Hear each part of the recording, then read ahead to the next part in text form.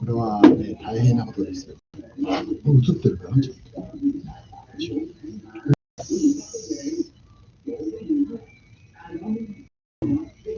そうね。ゆきさん、ごめんね。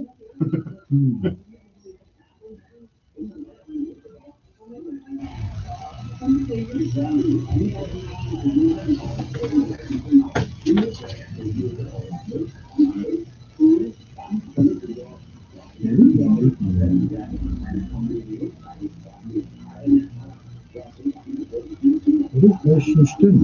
こっち出てこないと。やったらやるの。すげえね。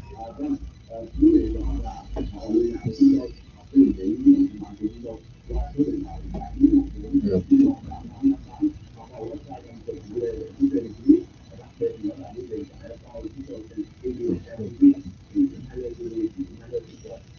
そんな日本まで言うかね。ちゃっぷい、どっとくれ。北海道まで。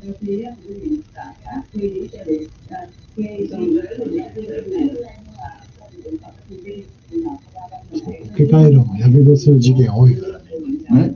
ポケカエロ。ああ、みたいですね。そう、熱いのができたからね。ラバーっていうの。マグマ。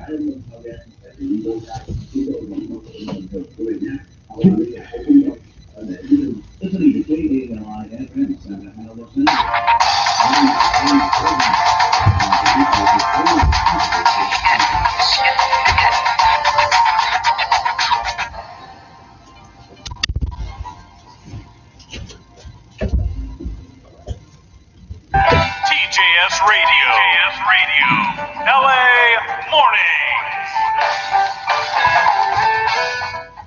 時刻はロサンゼルス時間で午前8時です。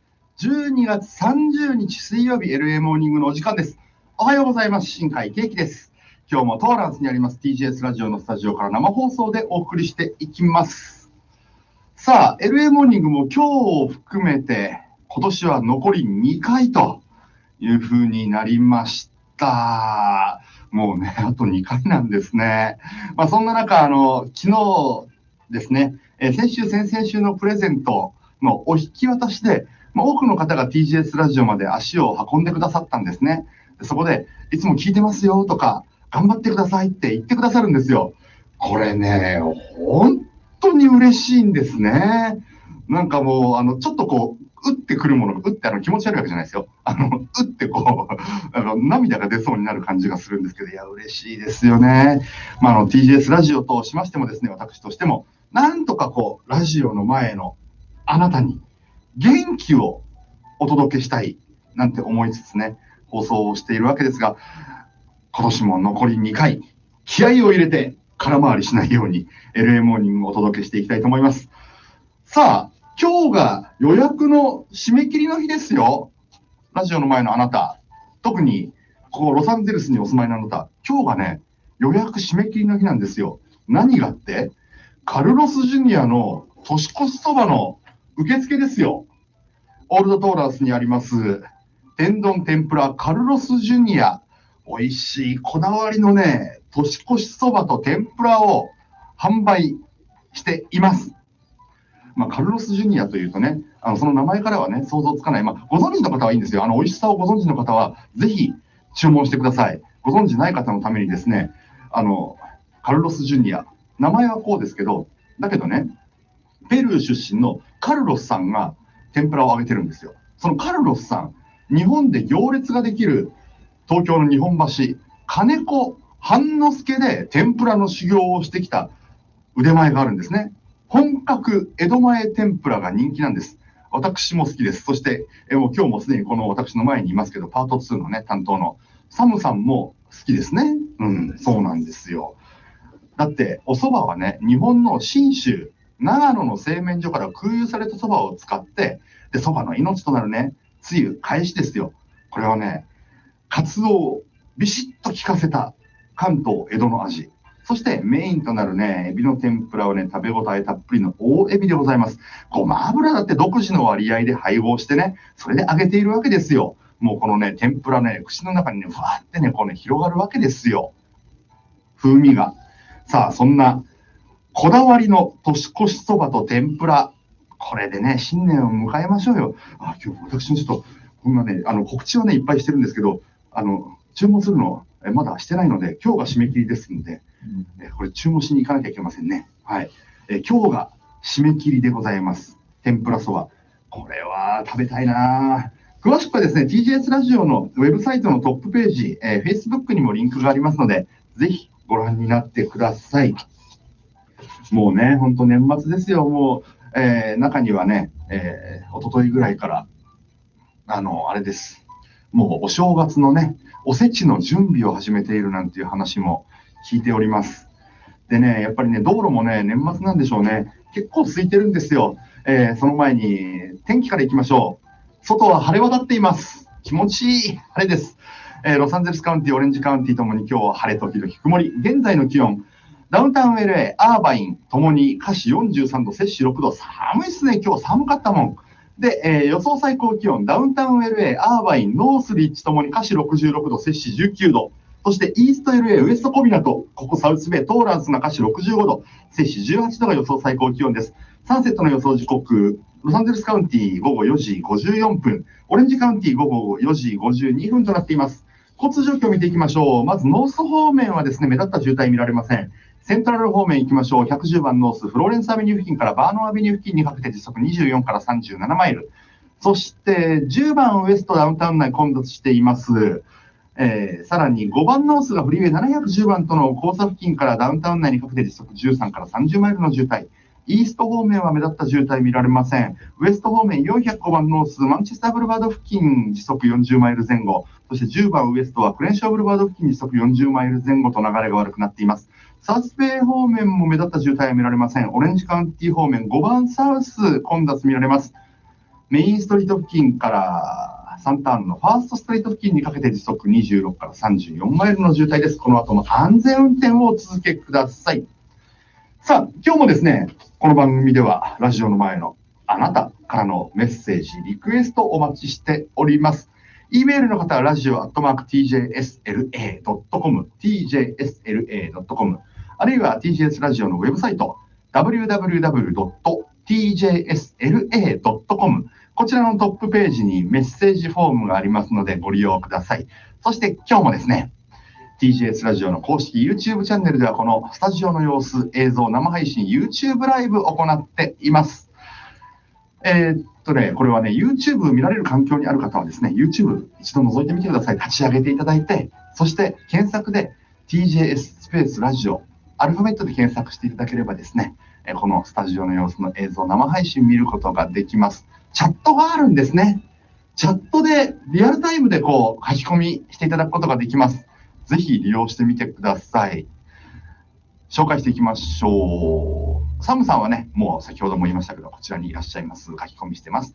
そして、川崎のやすさん、3日連続チャット参加ありがとうございます。はい、もうすっかり常連ですよ。川崎のやすさんはね。はい。そして、越後のゆうりさん、おはようございます。そうそう、新潟ね、さっきニュースで見ましたけど、31日の夕方まで、に50センチ、60センチの積雪予想なんて出てますけど、吹雪いてるんですね。あまり外に出られないですよね。そして、ヤスさん、イースト LA からおはようございます。寒いですよね。今41度、摂氏5度ですよね。そして、ゴーゴーマムさんもおはようございます。昨晩の満月、綺麗でしたね。光も強かったですよね。そして、K さん、おはようございます。いよいよ、みそかと大晦日になってしまいましたね。そうですよ、もう今日は明日ですよ。頑張ってくださいということで、ありがとうございます。頑張ります。そして、完熟トマトさん、山梨から、おはこんばんは。ただいまって出かけてたんですか？深夜ですよ。もう、摂氏 0.7 度。寒いっすね。ララッキーさん。さあ、時刻は午前8時になりました。言い回し変えてみようかな。おはようございます。そして、トシさん、おはようございます。ほんと寒いですね。でもね、気持ちいいですよね。散歩。気をつけて散歩してくださいね。はい。そして、ステゴガールさんもおはようございます。ニューヨークまた行きたいさんもおはようございます。合宿から帰ってきました。どうだったんですか？パームスプリングス天候荒れなかったですかね？バレーもいい天気。カルロス・ジュニア予約済み、素晴らしい。僕も今日忘れないで、リマインド。カルロス・ジュニアの予約忘れない。覚えておかないとね。そして、マサさんもおはようございます。そして、マッフルさんもおはようございます。寒って。本当ですよね。ミカちゃんも大阪からありがとうございます。おはようございます。さあ、皆さんも参加して一緒に盛り上がっていきましょう。ね。ということで、今日もこの後午前9時まで生放送でお送りしていきます。お付き合いよろしくお願いいたします。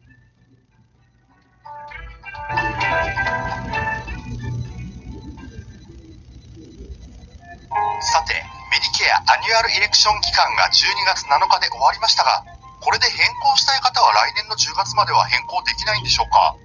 いいえ、来年の1月1日から3月31日までの間、メディケアアドバンテージの間であれば変更可能です。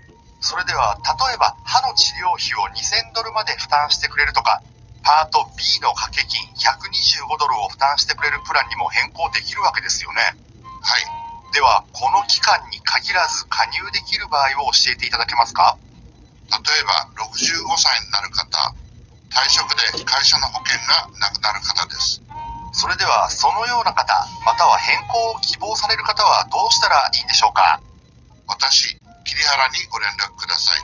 すべて無料でお手伝いいたします。なお、Zoom によるメディケアセミナーも随時開催しています。ご相談、Zoom セミナーに関しては、info@ 保険 411.com か、310-381-9505保険411の桐原さんまで。時刻は8時10分です。ニュースをお伝えします。カリフォルニア州では29日、州の人口の大部分を占める地域でステイアットホームオーダーが無期限で延長されました。カリフォルニア州保健当局のトップは、医療機関の多くが危機の瀬戸際にあると警鐘を鳴らしました。カリフォルニア州南部では集中治療室 ICU が完全に埋まるか、それに近い状況が数週間続く可能性が高いとの見方が出ています。ガリーカリフォルニア州厚生長官は、南カリフォルニアの一部の病院は、生存の可能性が低い患者に特定の治療を行う有効性を検証するなどの措置を取っていると述べ、その上で状況は1月上旬に最悪になる可能性があるとの見方を示しました。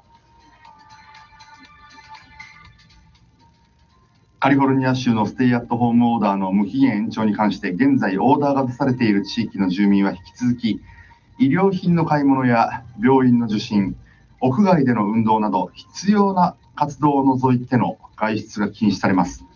レストランは持ち帰りと配達のみが許可され、バーは全面的に休業となっています。地域の ICU の空床率が少なくとも 15% に達する見通しとなれば、オーダーの解除が可能となります。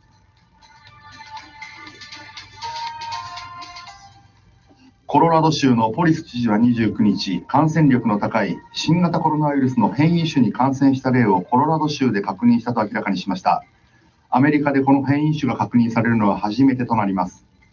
ポリス知事は声明で、イギリスで確認されたのと同じ感染力の高い変異種 B117 がコロラド州で確認されたと発表しました。感染したのは20代の男性で、最近の渡航歴はなく、デンバーで隔離されているということです。国立アレルギー感染症研究所のファウチ所長は29日、ホリデー期間の旅行者が多かったことから、1月は事態がさらに悪化する可能性があるとの見方を示しました。ABC ニュースによりますと、カリフォルニア州の看護師が今月18日にファイザーの新型コロナウイルスワクチンの接種を受けてから1週間余り経過してコロナに感染したことが分かりました。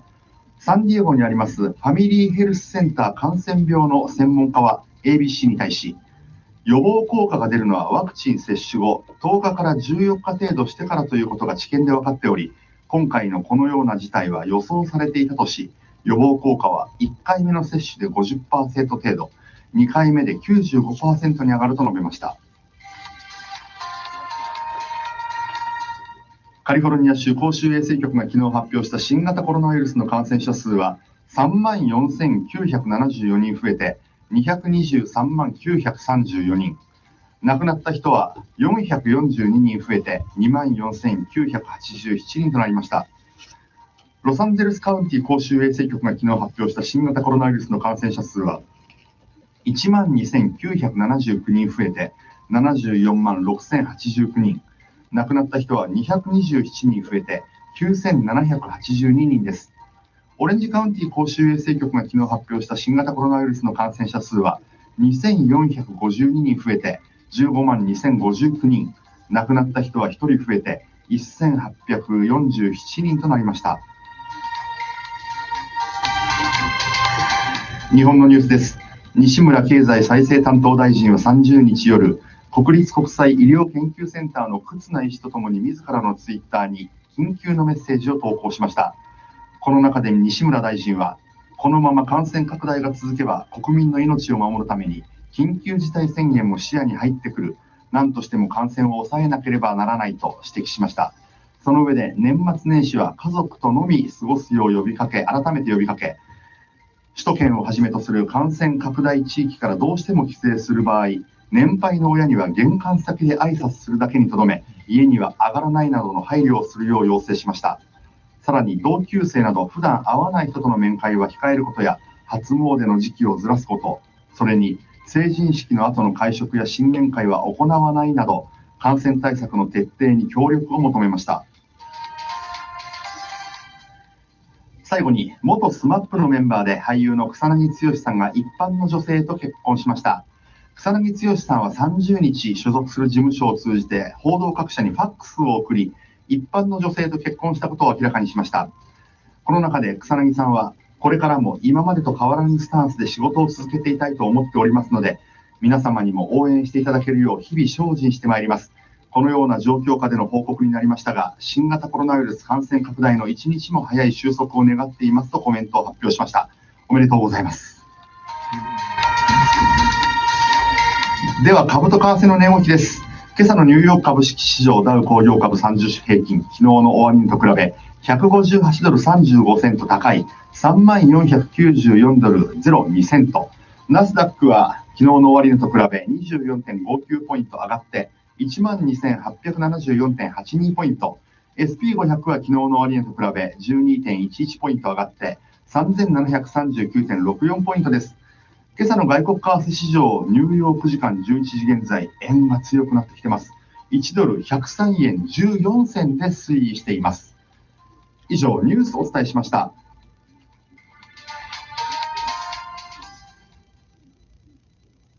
ドクター伊藤のデンタルアベニューでおなじみのリトル東京ホンダプラザデンタルクリニック、そしてコスタメザザ・ロフトデンタルスタジオ、インプラントロジストの伊藤浩一先生が日本語でじっくり説明、そして治療をします。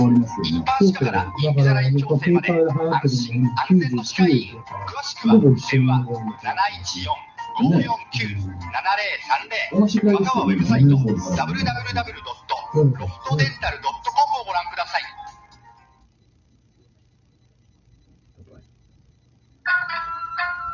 この時間は小運転小野さんによります朝一番風水寄せでお楽しみいただきます。今日はどんなお話が聞けるんでしょうか。お楽しみに。皆さんおはようございます。川越なんだか川崎なんだかいよいよ2020年もあと2日でございますね。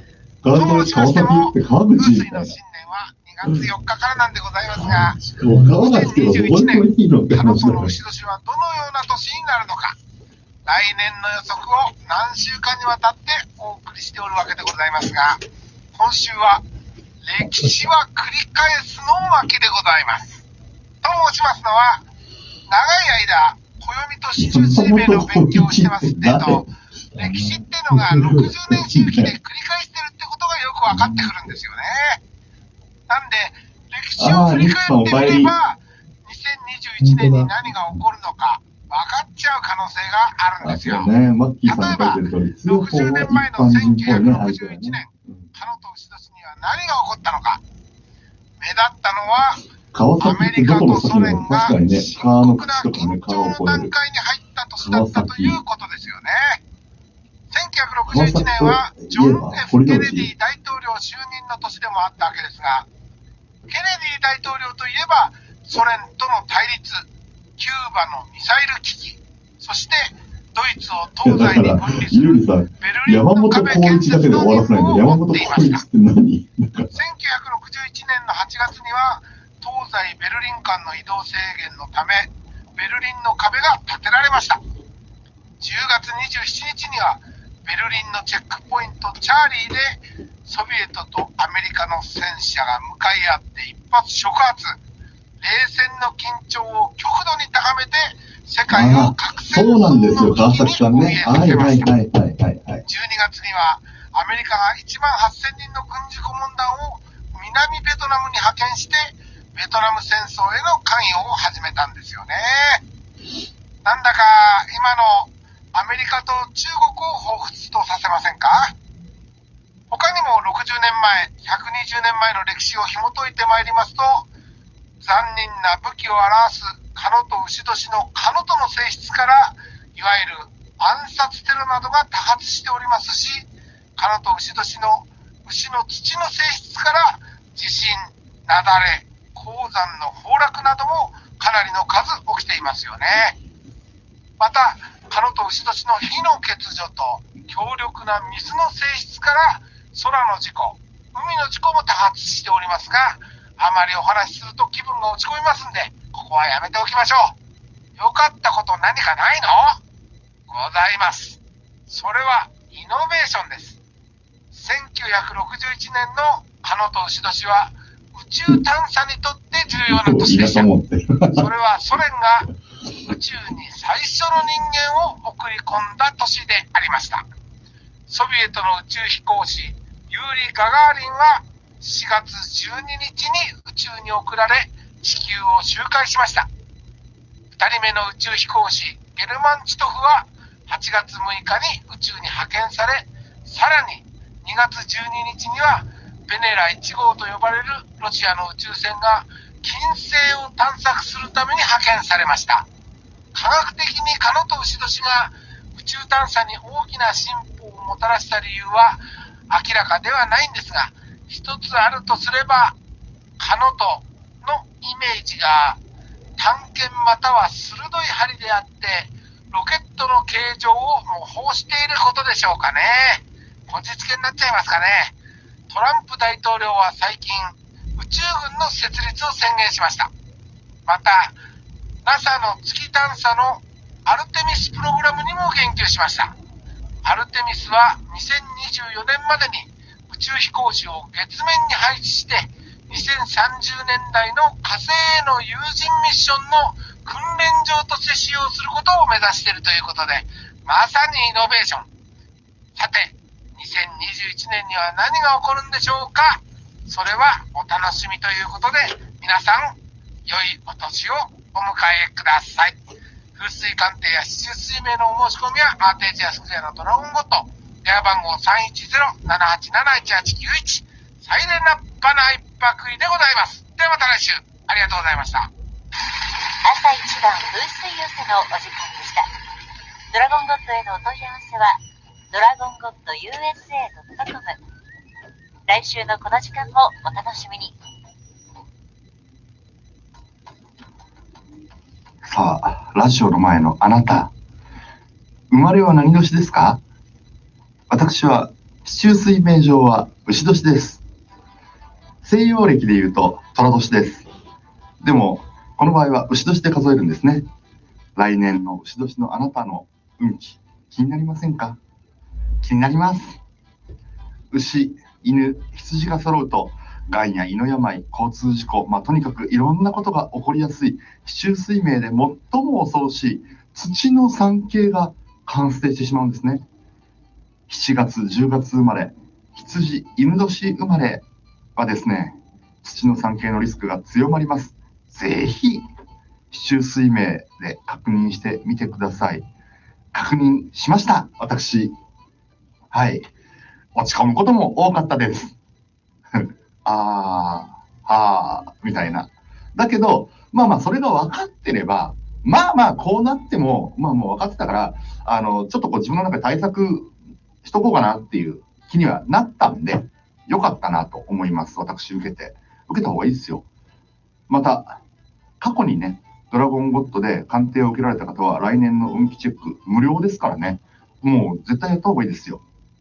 でね、今週末に配布される、日刊さんの新年特別号、いつも熱いやつあるじゃないですか。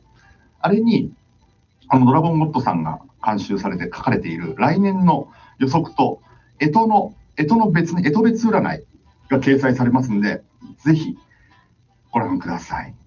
電話番号、サイレラッパナ一泊位 310-787-1891、あるいはウェブサイトドラゴンゴッド USA、この中にですね、フォームがありますので、ご利用ください。さあ始まりました、焼き鳥の鳥松コース。エントリーはささみ、もつ、軟骨、ネギ肉、砂肝と並んでいます。さあお食事のスタートです。ささみふんわりといいスタートだ。軟骨はコリコリと、ネギ肉も絶品だ。やはり秘伝のタレと紀州備長炭が味の秘訣か。お客さんの表情が満足そうだ。素晴らしい。あっという間に平らげた。さすが鳥松、人気ですね。鳥松はガーデナアーティジア沿い。お問い合わせは310-538-5764まで。さあ、今日もこの時間はジェトロが日本食レストランを応援しているこのホリデーメニューの紹介企画ですね。そうですね。はい、いくつか紹介していきましょう。ご紹介しましょう。岩瀬まさみさんです。おはようございます。よろしくお願いいたします。さあ、まず今日1軒目、これ私ね、たまに行くんですよ。行ったことないんです。博多居酒屋ヒーローでございます。これウエストウッドにあるんですけどね、もうその名の通り、博多料理なんです。で、やっぱりね、お正月ね、お酒飲む方も多いので、このメニューがいいじゃないですか。ヒーローオリジナルの当て盛りセット。いいね、これすごい豪華。あ、本当だ。お写真の方もね、フェイスブックに後から載せてもらそうですね。すごい豪華。はい、小鉢、焼き物、揚げ物、お刺身などが入った、もうね、居酒屋気分ががっつりと味わえる。で、博多のお味なんですね。そうなんですよ。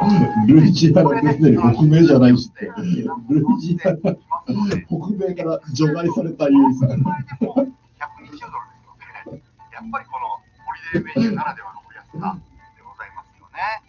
あと、しゃぶしゃぶも、そうですね。もつ鍋もテイクアウトできる。できますね。はい。こちらも後ほど Facebook でご確認ください。ルイジアナが北米じゃないとか言ったらもう、 M カフェテネですね。シーって言ったらどこに行ったの？こちらは12月22日までとそうなんですよ。面白いね。特テネ別メニュー。シーね、ルイジアナね。そうなんですよ。はい。ハリウッドでね、使った。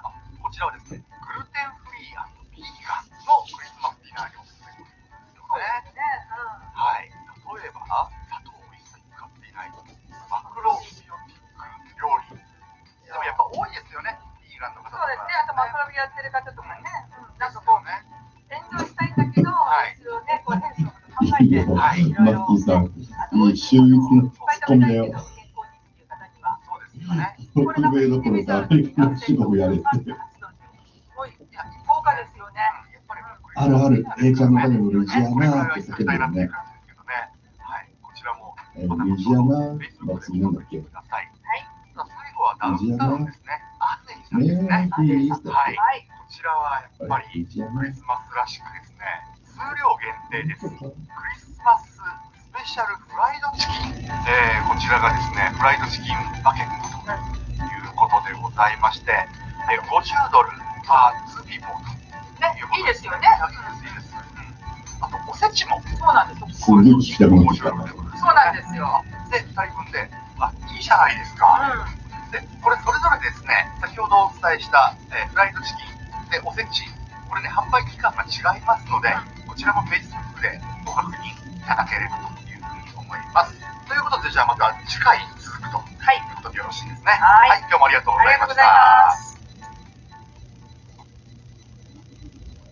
おはようございます。オレンジカウンティコスタメサ菅モータースです。菅モータースでは新車有料中古車の販売、買い取り、板金、修理を行っております。小さな傷から大きなへこみまで保険対応、見積もり無料、熟練したスタッフがお待ちしております。場所はコスタメサ3つはすぐ裏。詳しくは www.sugamotors.com 電話 949-631-3323 まで。TBS TJS Sports. さあではスポーツニュースいきましょう。まずはバスケットボールからいきます。NBA は29日各地で試合行われました。八村塁選手が所属するチームといえばワシントン・ウィザーズ、シカゴ・ブルーズと対戦しました。試合は107対115でシカゴ・ブルーズが勝ちました。流行性角血膜炎で戦列を離れている八村選手、昨日も欠場しています。ニューヨークニックス対クリーブランドキャバリアーズの試合は、ニックスが95対86で勝ちました。そしてミルウォーキーバックス対マイアミヒートは、バックスがヒートに144対97、すごい点差ですね。大勝しています。その他、ウォリアーズ、セルティックス、クリッパーズなどが白星を挙げました。さあ、そしてシカゴカブスからメジャーリーグで所属する4球団目となるサンディエゴパドレスに移籍が決まったダルビッシュ有投手、コメント発表しましたね。ダルビッシュ投手29日に音声配信のアプリの中で、前日にパドレスがレイズのスネル投手を獲得したので、自分の移籍はもうないなと思っていた。カブスが大好きなので寂しい気持ちはあるが、チームは変わってもやることは同じなので、これから調整をしっかり始めて、怪我のないように来年のキャンプを迎えたいと話しました。いやーね、カブス大好きなのはもちろんそうです。ただ、個人的な感情で言わせてもらうと、カリフォルニアに戻っていらっしゃい。ウェルカムバックでございます。来年メジャーリーグ観客入れてやるのかな。見たいですね。パドレスだったらね、結構すぐ見に行けますからね。いや、楽しみです。さあ、そして日本のラグビーの話題ですね。ニュースです。第100回です。第100回全国高校ラグビー大会は30日、大阪花園ラグビー場で2回戦16試合が行われました。連覇を目指す高校といえば神奈川県代表桐蔭学園、石川県代表の日本航空石川を37対0で下し、すごいですね、ディフェンス。37対0で下して来年1月1日に行われる3回戦に進みました。前回準優勝の高校、奈良県代表の御瀬実業は栃木県代表国学院栃木に12対5で逆転勝ちしました。その他、東海大大阪仰星、東福岡、秋田工業なども3回戦に進みました。1月1日、花園、楽しみでございます。以上、スポーツニュースでした。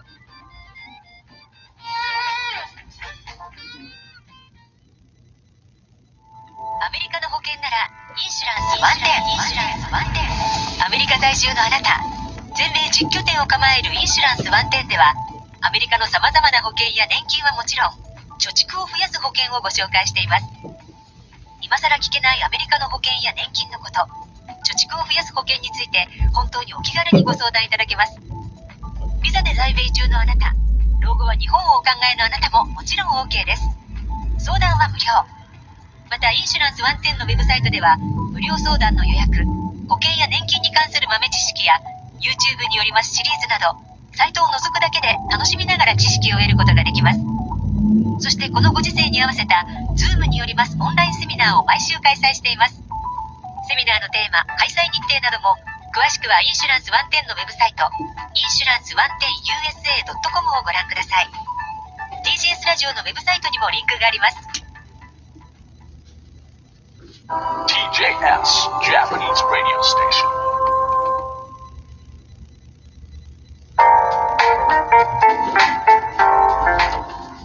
さあ、メッセージご紹介していきましょう。残り2日です。今日を含めて LA モーニング。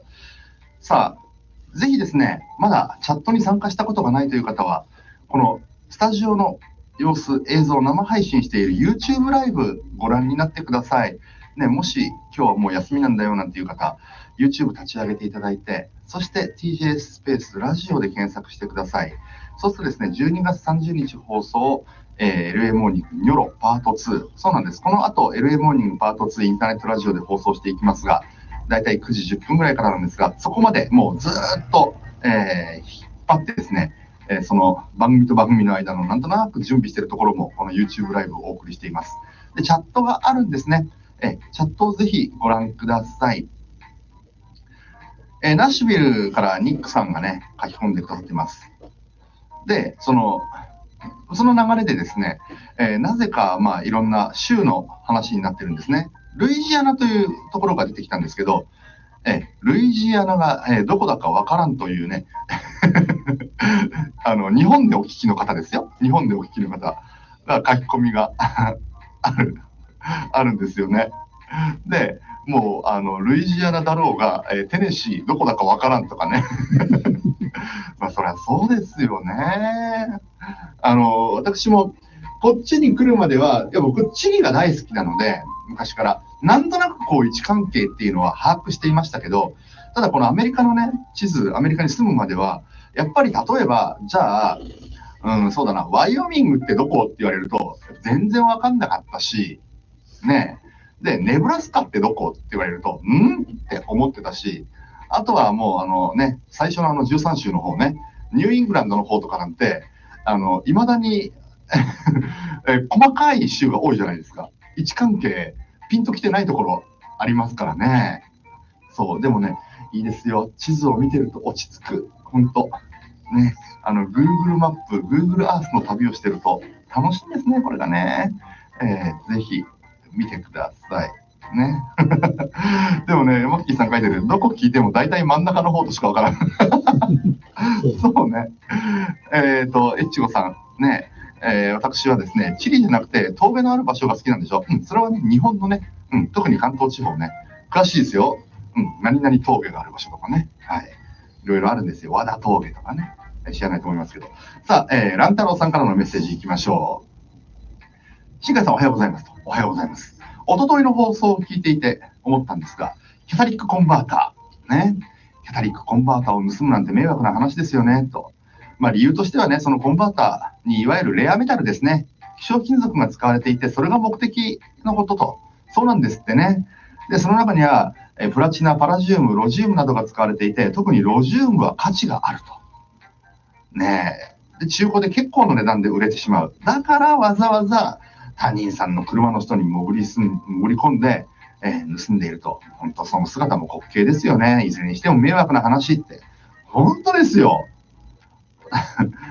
人のものを取って売って稼いだお金ってどうなのって思いますけどね。はい。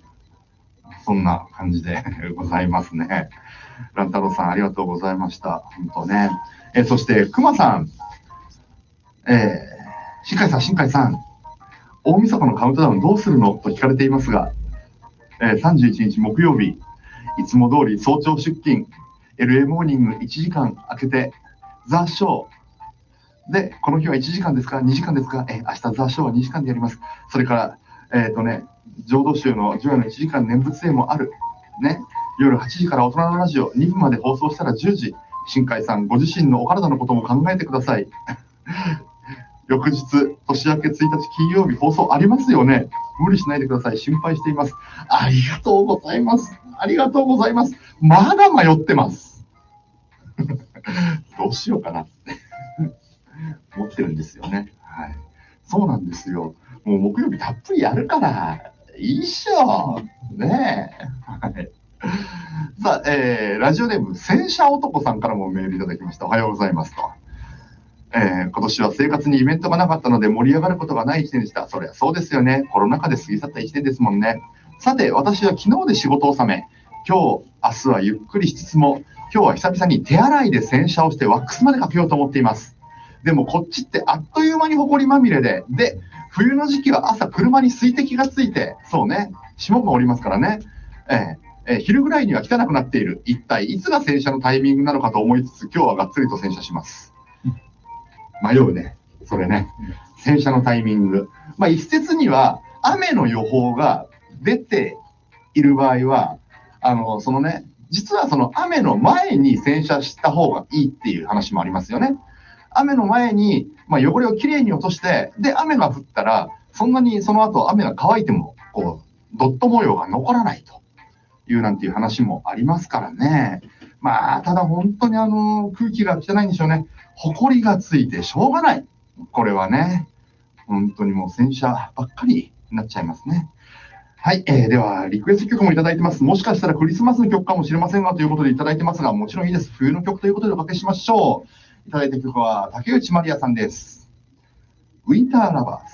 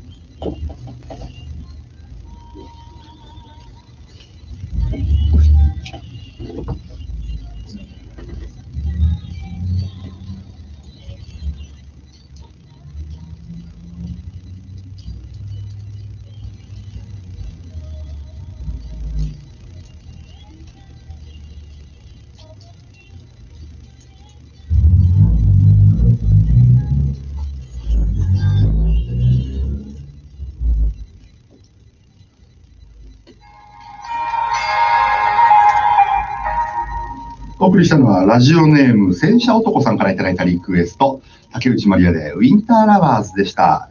この後は CM を挟んで月に2回お送りしている動物キャラナビ占いです。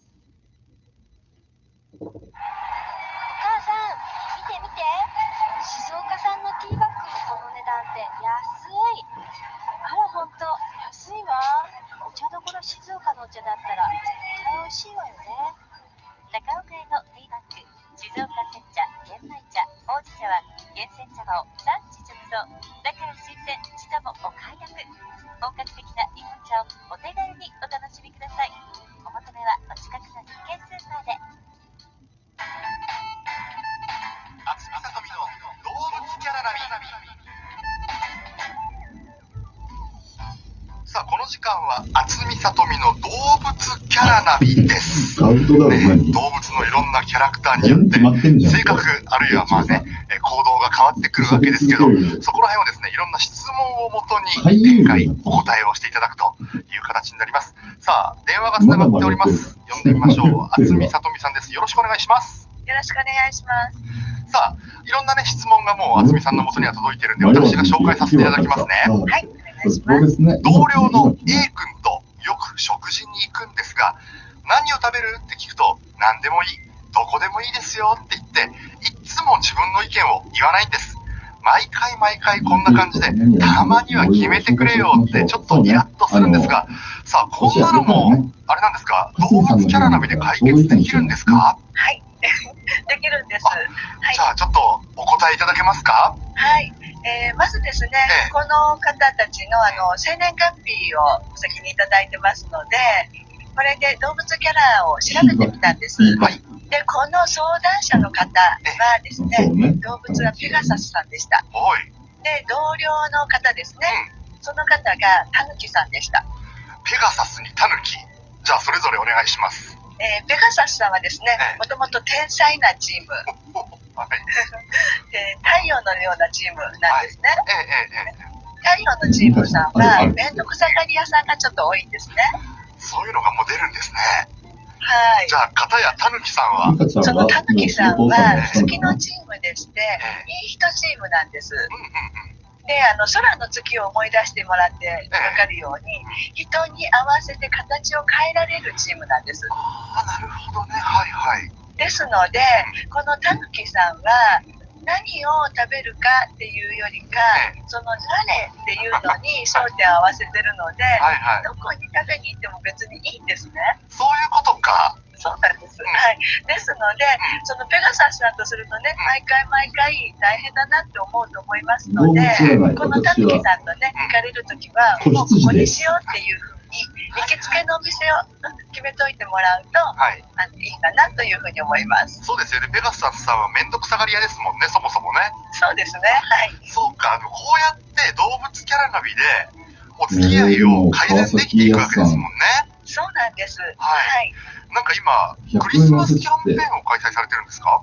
そうなんです。このキャンペーンに参加していただきますと、来年の運気とか分かるように、私の方からメッセージをお渡しさせていただいてます。わかりました。ではですね、どこに問い合わせしたらいいかは、TJS ラジオウェブサイトのトップページにリンクを貼っておきますので、そちらをご覧ください。ということで、渥美さん、ありがとうございました。ありがとうございました。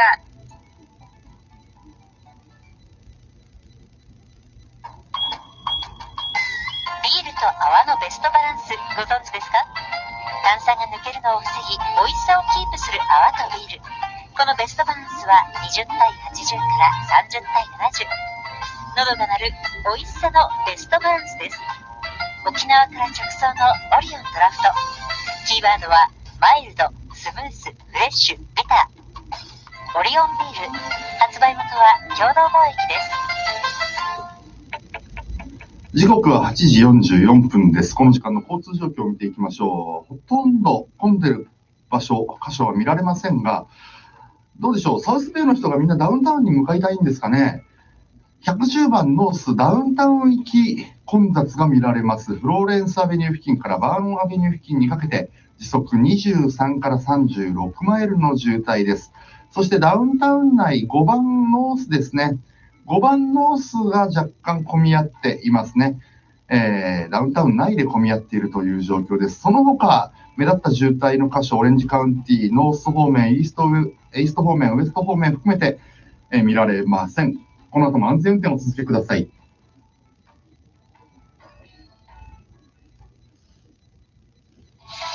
げ専門店、天下鳥。今日も元気に美味しい唐揚げを皆様にご提供できるよう頑張ります。事前に電話オーダーをいただければ待ち時間なしでお渡しできます。天下鳥の唐揚げはグルテンフリー、ノー MSG。ガーデナ店は東京セントラルフードコート内。営業時間は午前10時から午後8時。コスタメザ店はブリストルとベーカーの角で午前11時から午後9時までの営業。唐揚げ、天下鳥。ナッシュビルって何？おせち売ってないの？どっかで。ドクター伊藤のデンタルアベニュー。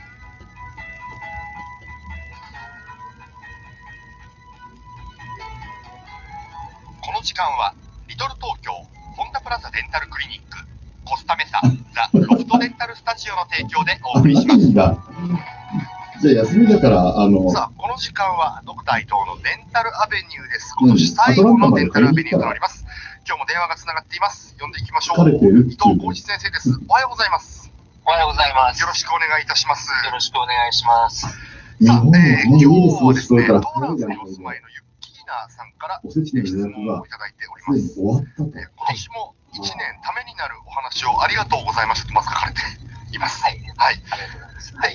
最近歯を磨いていて気がついたのですが、上の歯の奥の方あれ悪かったと思いました。ちょっとした痛みを感じます。ただし痛みを感じるのは電動歯ブラシを使った時のみで、細かい振動があると痛く感じます。電動歯ブラシではない普通の歯ブラシだと感じません。どんなことが考えられますかという質問です。こういうことっていうのは実際に考えられることでは？いやいや、当然考えられることなんですけども、まずは、我々こう痛みが来る場合に、歯から来ているものなのか、あるいは歯の周り、歯茎から来ているものなのか、まずこれが一つ考えないといけない要素なんですね。で、患者さんとしては、ここが痛いって言っても、それがやっぱり本当に歯から来ているものなのか、あるいは歯茎から来ているものなのかっていうのは、多分あんまりわからないと思うんですよね。絶対わかんないですね、それは。んだっていうね。そうですね。でレントゲンを取って、その歯に虫歯があるかどうかっていうのをまず確認します。で、虫歯がない場合に、今度は別のチェックの方法があるんですよね。レントゲンを見た後は今度は実際にお口の中、口腔内を拝見させていただいて、歯の、まあ、例えば溝がありますよね、奥歯だと。ありますね。溝の部分とカスプっていうんですけど、山の部分とこの谷の部分があって、谷の部分っていうのはやっぱりレントゲンで撮って、そこに虫歯があってもレントゲンでは映らないんです、通常。そうなんですね。はい。ものすごく大きければ映ります。だけれども、そのあたりっていうのは、横からレントゲン撮った時に、ものすごくそのエナメル質の密度が高くなる場所なので、結構白く映るだけで、あまり強弱というかわからない。どちらかといえば、そこに虫歯があっても、レントゲン上では非常に発見しづらい場所なんですね。なるほど、はい。この咬合面で、この噛む、この表面の溝の部分にできている虫歯っていうのは逆にレントゲンでは見えないけれども、肉眼視すればよく見えるところなんですね。そうか、そうか、はい、はい。だから両方でどうしてもしないといけない。レントゲンを取るのと、それから実際に目で確認すると。そうか。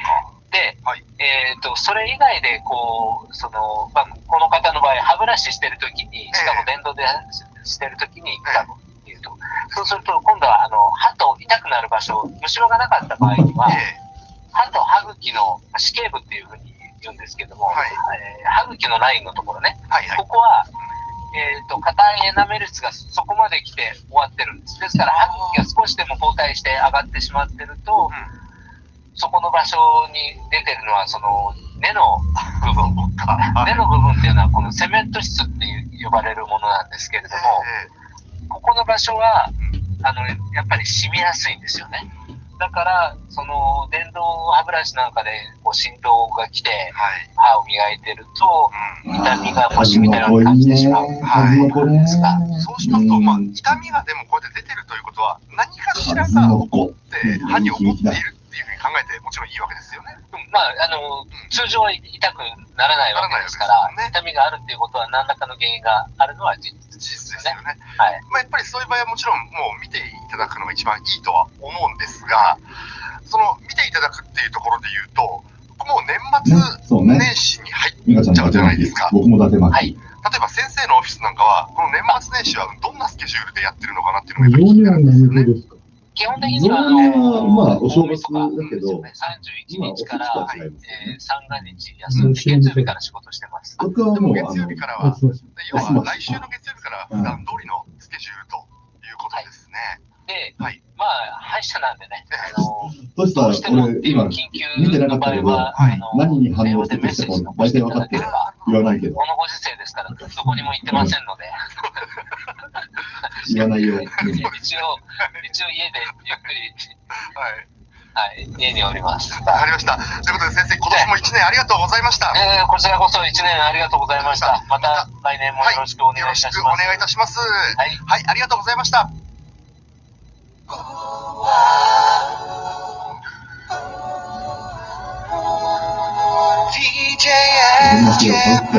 そうね。ミスター料理うまいもんね。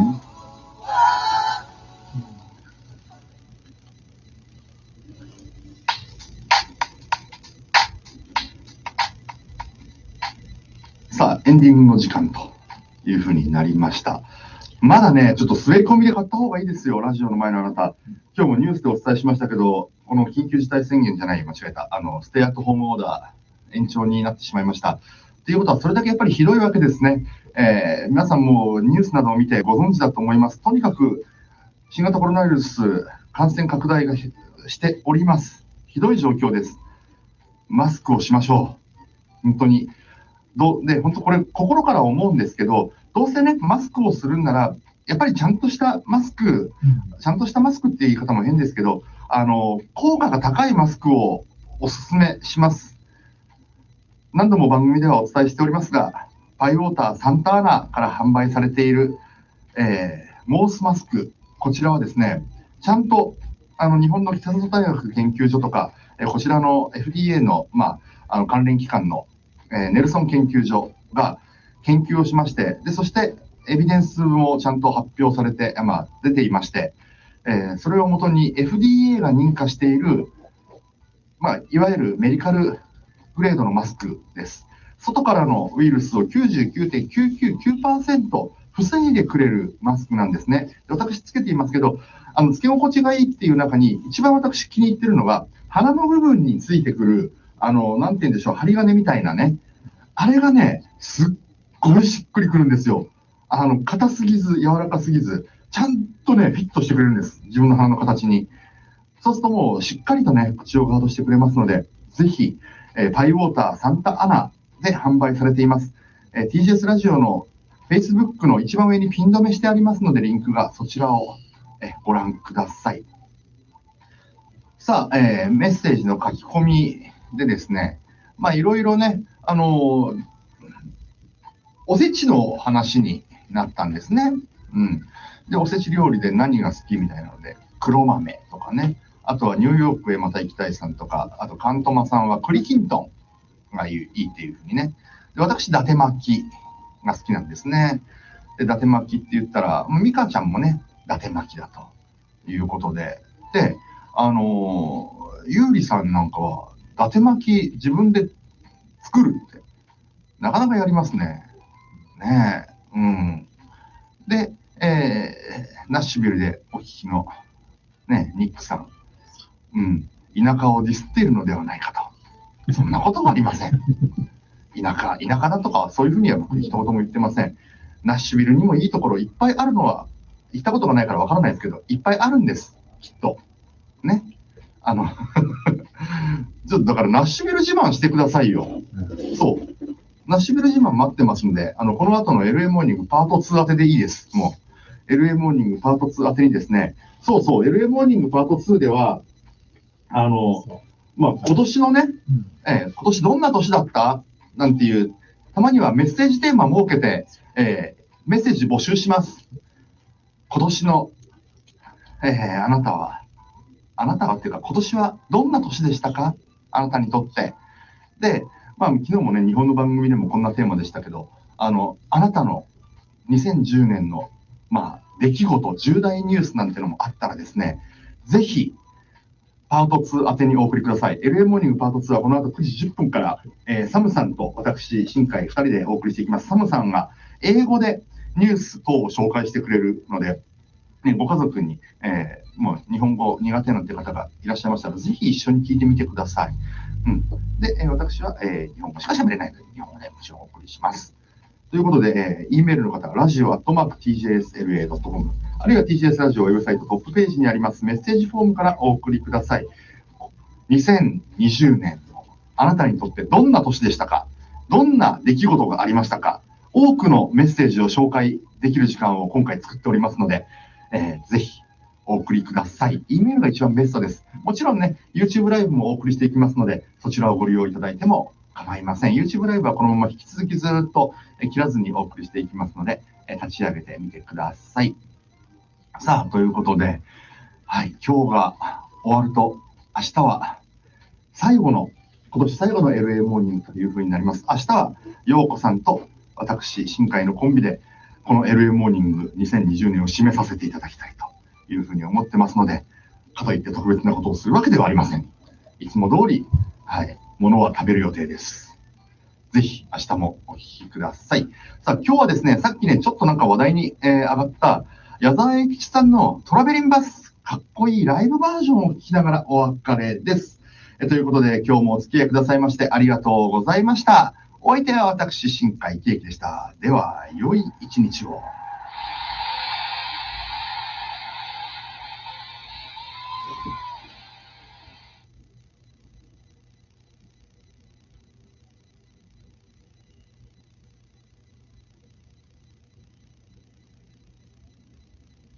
テネシー入ってるじゃん。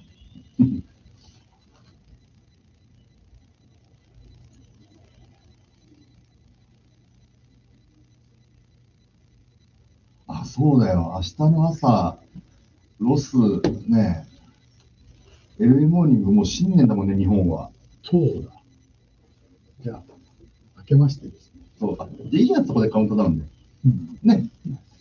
あ、チロさん。いいんじゃないそれで。1時だって。そうだ、1時になっちゃうじゃん。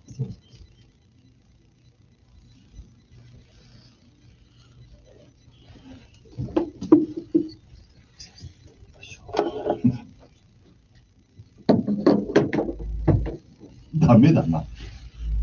ダメだわ。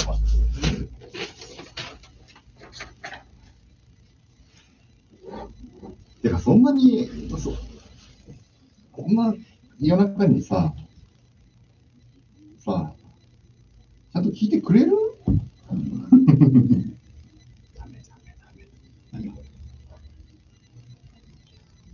確かに、トシさんの言う通り、ジョージアのことを A ちゃんは、この曲の中では、ジョージョアっていうね、ジョジョアってね。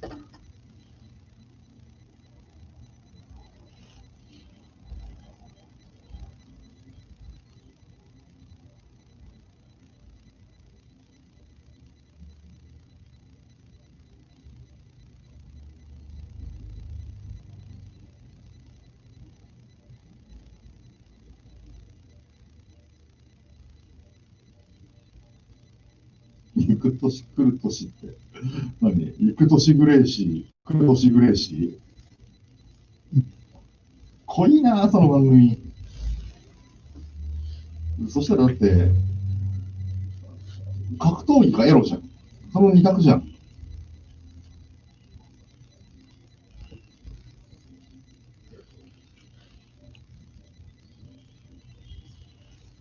あ、川崎のやつさんがサムさん宛てにメッセージ入りましたよ。はい。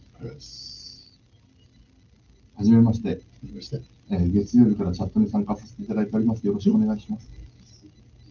お願いします。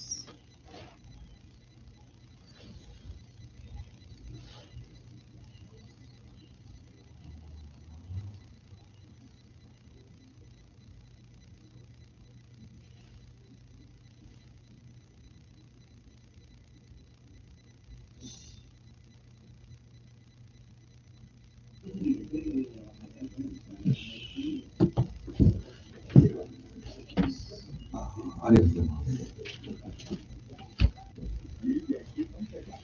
はい、とりあえず、一旦お疲れ様でした。はい。一旦お疲れ様でした。ありがとうございました。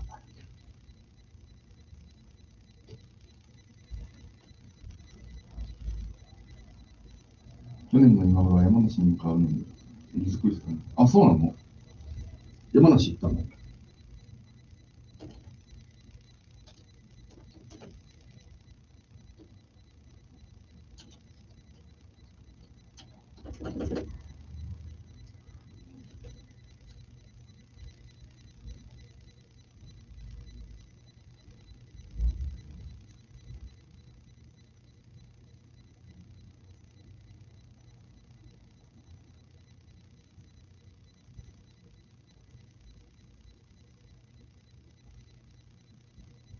ああ、そうだったんだ。元旦がマキネーの放送ってグッデイってこと？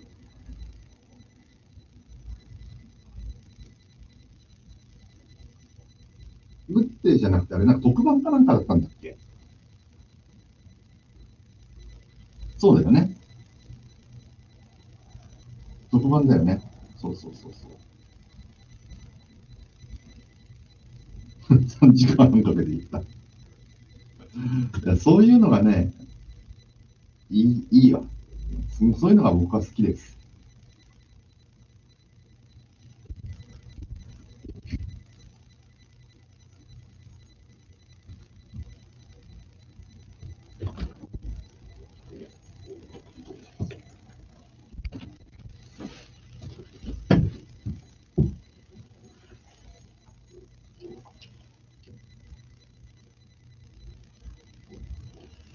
来年の元旦は、あ、そうなんだ。ドミンゴさんなんだ。グッデイが2時間だけだったんだ。あ、そうだったんだ。そう、だからLA シグナルは削られました、去年は。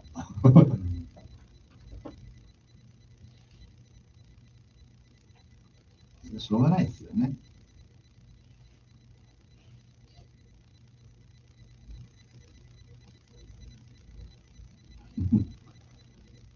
あ、今何？いや、バックって、チェッカーズ。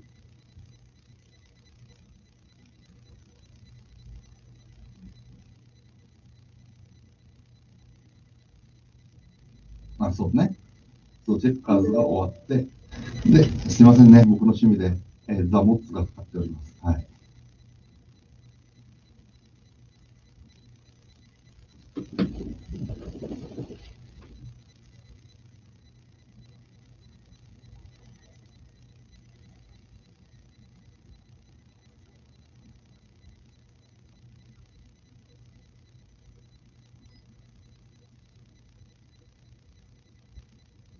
あ、そうだったんだ。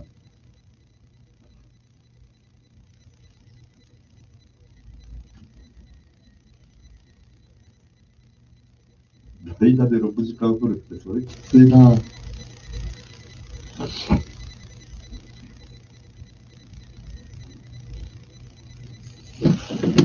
ほんと。2日の方がゆっくり会えんじゃん。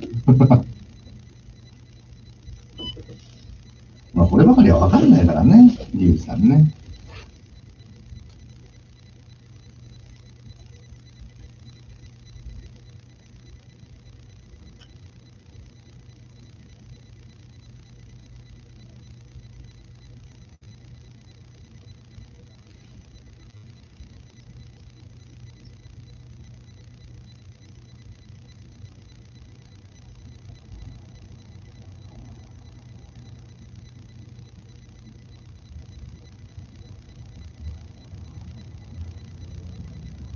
あ、そっかそっか。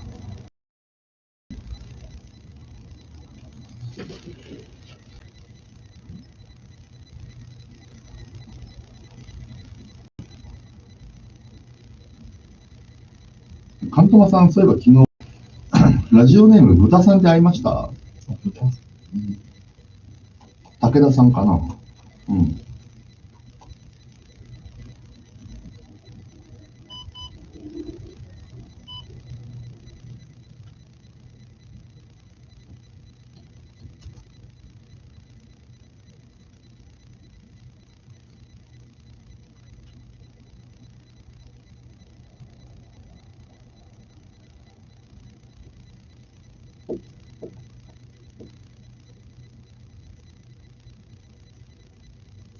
あった。あ、そう。豚さんはね、たまにね、年に1回ね、ロサンゼルスにね、来られる方なんですよ。でね、マツダのね、クラシックカーのコスモスポーツってあるでしょ。コスモスポーツのオーナーズクラブに入ってらっしゃる方で、毎年こっちのジャパニーズクラシックカーショーに来てくれるんですよ。で、一回 TGS を訪ねてきてくれたけど、近くまで来て、よくわからないで帰ったっていう写真だけ撮って、隣のストリートでした。惜しかった。よし。じゃあ、10分から。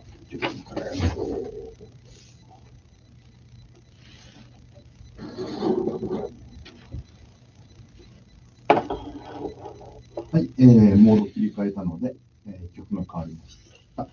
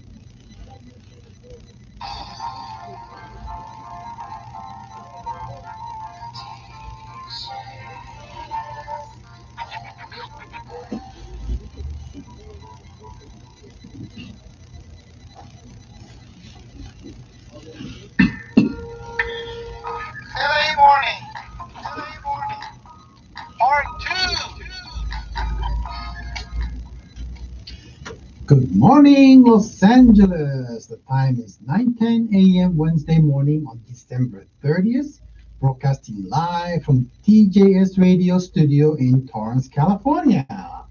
Welcome to LA Morning Part 2. This is Sam, your VJ. How are you doing this morning? TJS Radio presents news, sports, weather, and other useful local information in both English and in Japanese. This program broadcasts on internet radio, and you can hear us by using the TJS Radio app on your smartphones and tablets. Or you can also hear us by accessing our website at www.tjsla.com and find our radio player by clicking the right-hand column of the page. You can also see us by the live on YouTube and searching us the keywords TJS Space Radio and find today's date followed by LA Morning Part 2.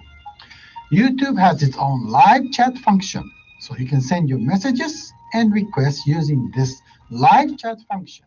Or you can also send your messages and requests accessing our website top page, request form, and also by email to radio@tjsla.com. So allow me to introduce to our co-host, Mr. Shinkai. Good morning. 改めましておはようございます。新海です。さあ、LA モーニングパート2スタートしました。今年最後の LA モーニングパート2ですね。何月からでしたっけ ?7 月かな ?7 月ですね。7月から、およそ半年間、はい、お送りしてきまして、今年、この放送が、2020年は最後ということになります。はい。そしてね、この番組では今日はですね、ガンガンメッセージをお送りいただければ嬉しいなと思っております。うん。もうテーマとしては、今年1年あなたにとってどうでした？うん。今年何かこんなことがあったよなんていうね、はい、今年の感想、ニュースなどありましたらお寄せください。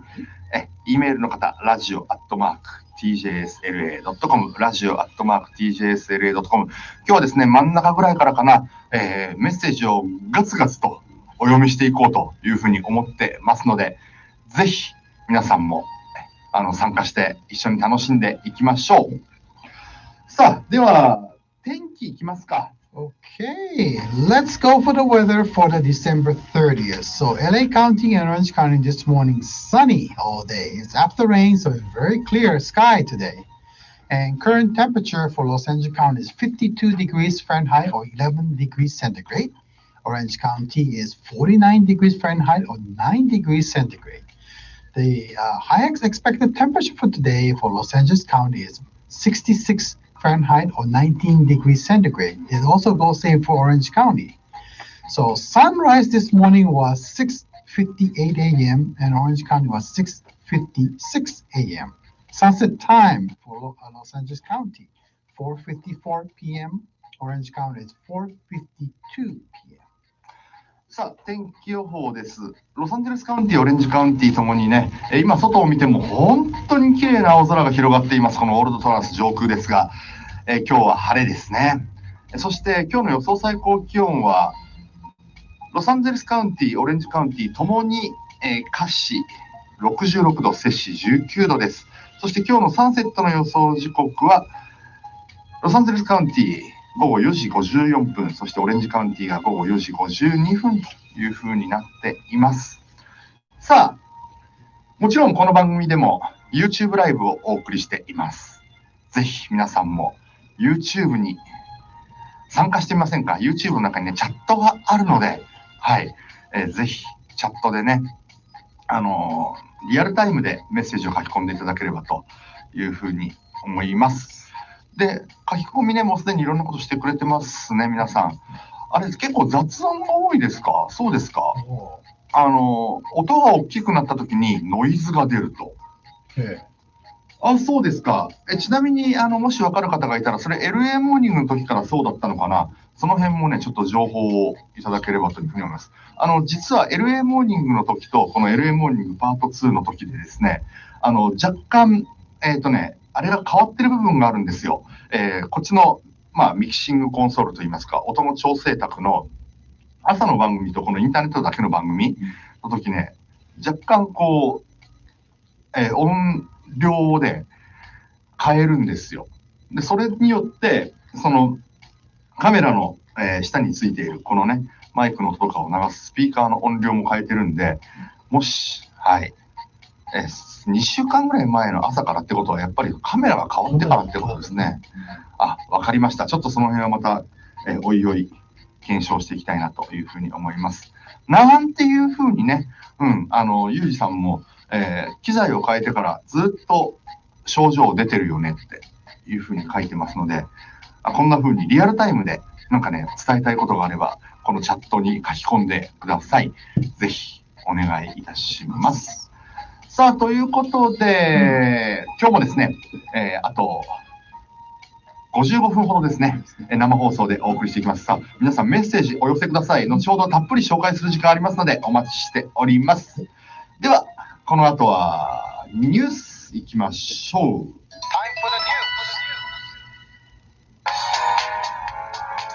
Okay, TJ's Newsline. Japan school to reach or teach how to prevent sex crime. So Japan's education ministry is planning to introduce school classes designed to teach children how to prevent sex crime.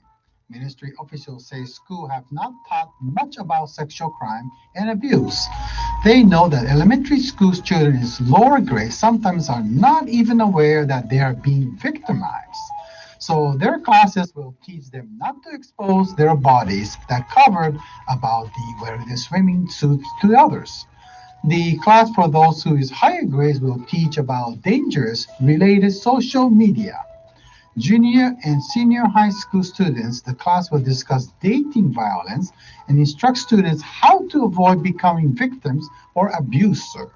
So ministry plans the first lunch classes in a few municipal petrol from the school year that starts next April. It plans to implement the classes nationwide in 2023 after preparing teaching materials and guidelines. さあ、これはね、気になる方多いと思います。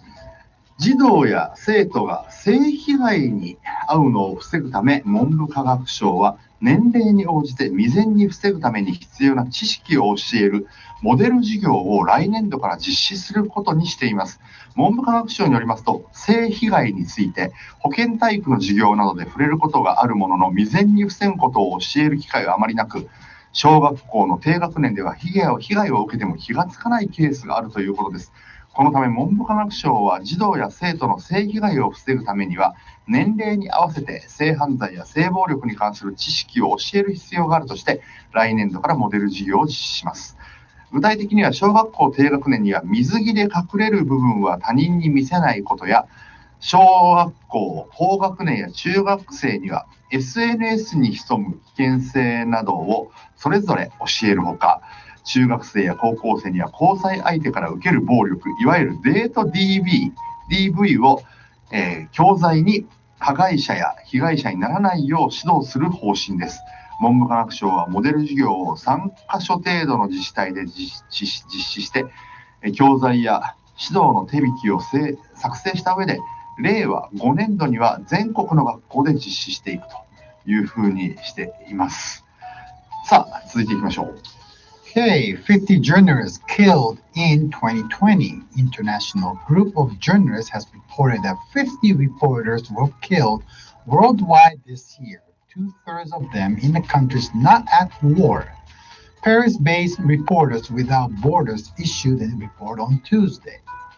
It says that 50 were killed in connection with their work from January 1st to December 15, 2020.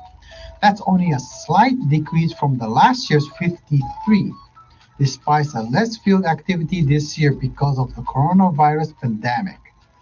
The report says 34 of the fatal took place in countries that are considered to be at the peace.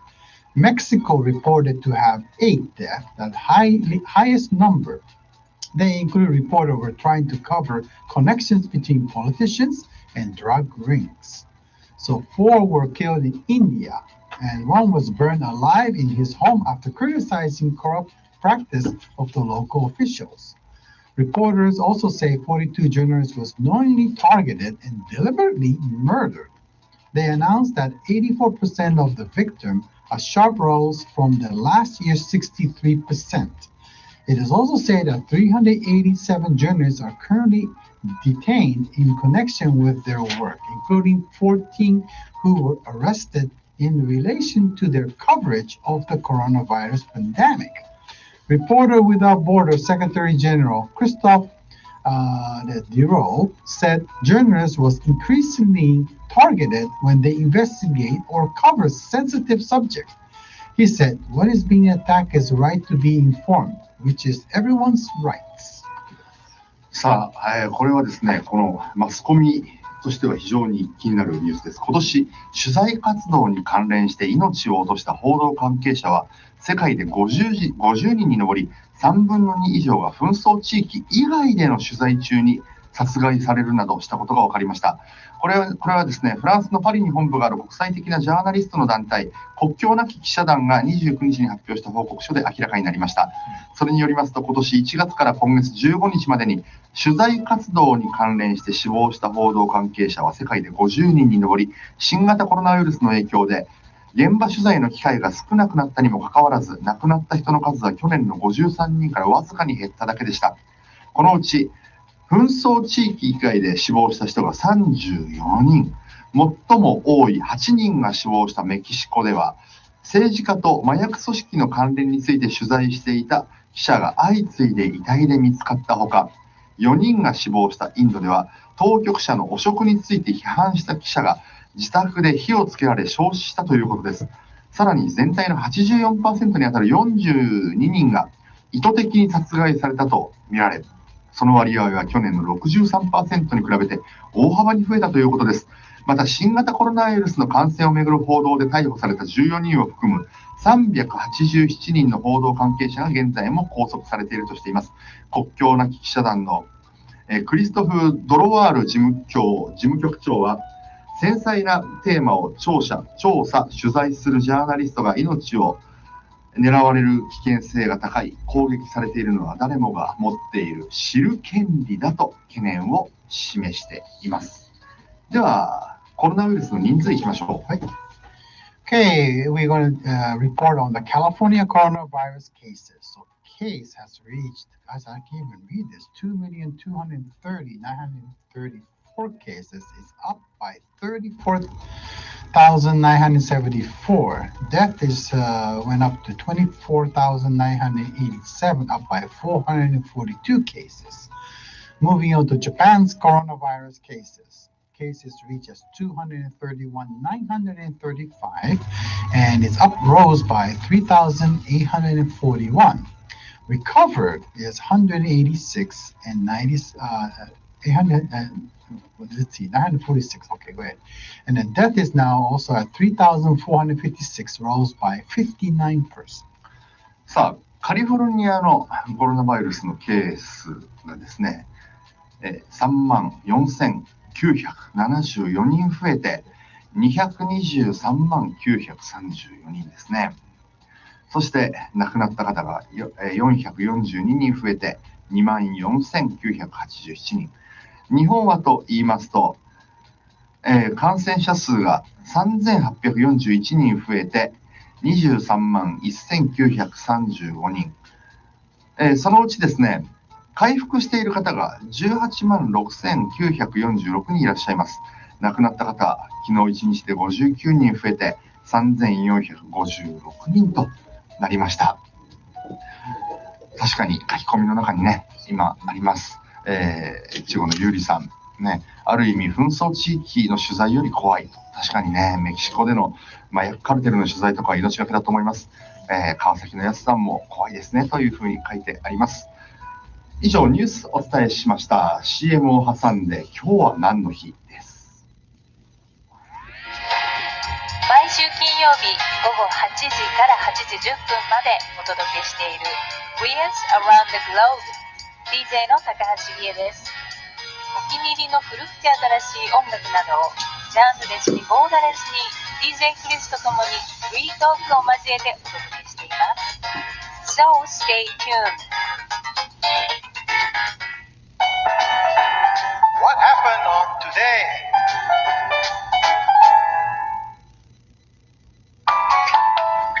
は何の日 ?What happened on today に行く前にですね、越後のゆりさんが書き込みで、アメリカでの、新型コロナウイルスの変異種、ね、イギリスから発生した新しい、種類のコロナ、何人出たのっていうふうに書き込みがあるんですけど、実はですね、まだ正式に発表されているのは、昨日コロラド州で発見された1名のみなんですね。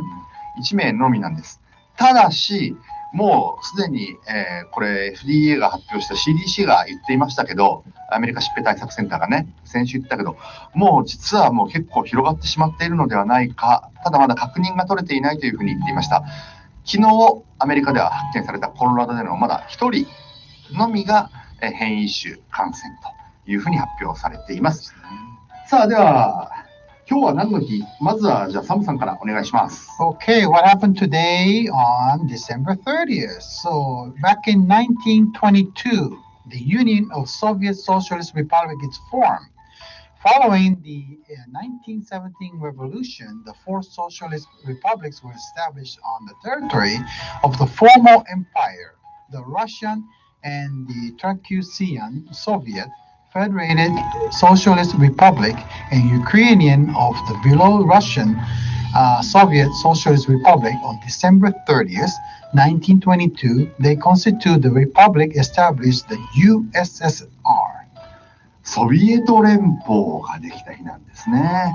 1922年の今日と12月30日ということなんですね。ソビエト連邦はロシア帝国を倒した1911年のロシア革命を起源としています。ロシア社会民主労働党の多数派であるボリシェビキですね。ボリシェビキさんはですね、臨時政府を転覆させてロシア社会主義連邦ソビエト共和国を設立しました。これは10月革命と言われますけど、この10月革命を皮切りに、革命派と赤軍と反革命派の、これは白軍ですね。白軍です。白軍との間にロシアの内戦が始まりました。赤軍は複数の旧ロシア帝国領に侵攻しまして、名目上労働者及び小作農の代表として、振る舞ったソビエトを通じて現地の共産主義者の権力掌握を、支援しました。で、1992年共産主義者が勝ちまして、ロシア、ザカフカース、ウクライナ、あと白ロシアなどの共和国を統合してソビエト連邦を形成したということです。さあ次行きましょう。Okay, next one. Japan's first subway line starts. So on December 30th, back in 1927, that's Showa 2, Japan's first subway line started running between Asakusa Station and Ueno Station in Tokyo. So the line was called Ginza Line, now and renowned from 1953, Showa 28. The idea for the Tokyo subway system was convinced after the businessman, his name is Noritsugu Hayakawa, and he was born from 1881 to 1942, rode the London Underground during the first visit in London back in 1914, that's Taisho 3. The Tokyo Underground Railway, which is now called Tokyo Chika Tetsudo, was found in 1920, Taisho 9, and construction was started in 1925, Taisho 14.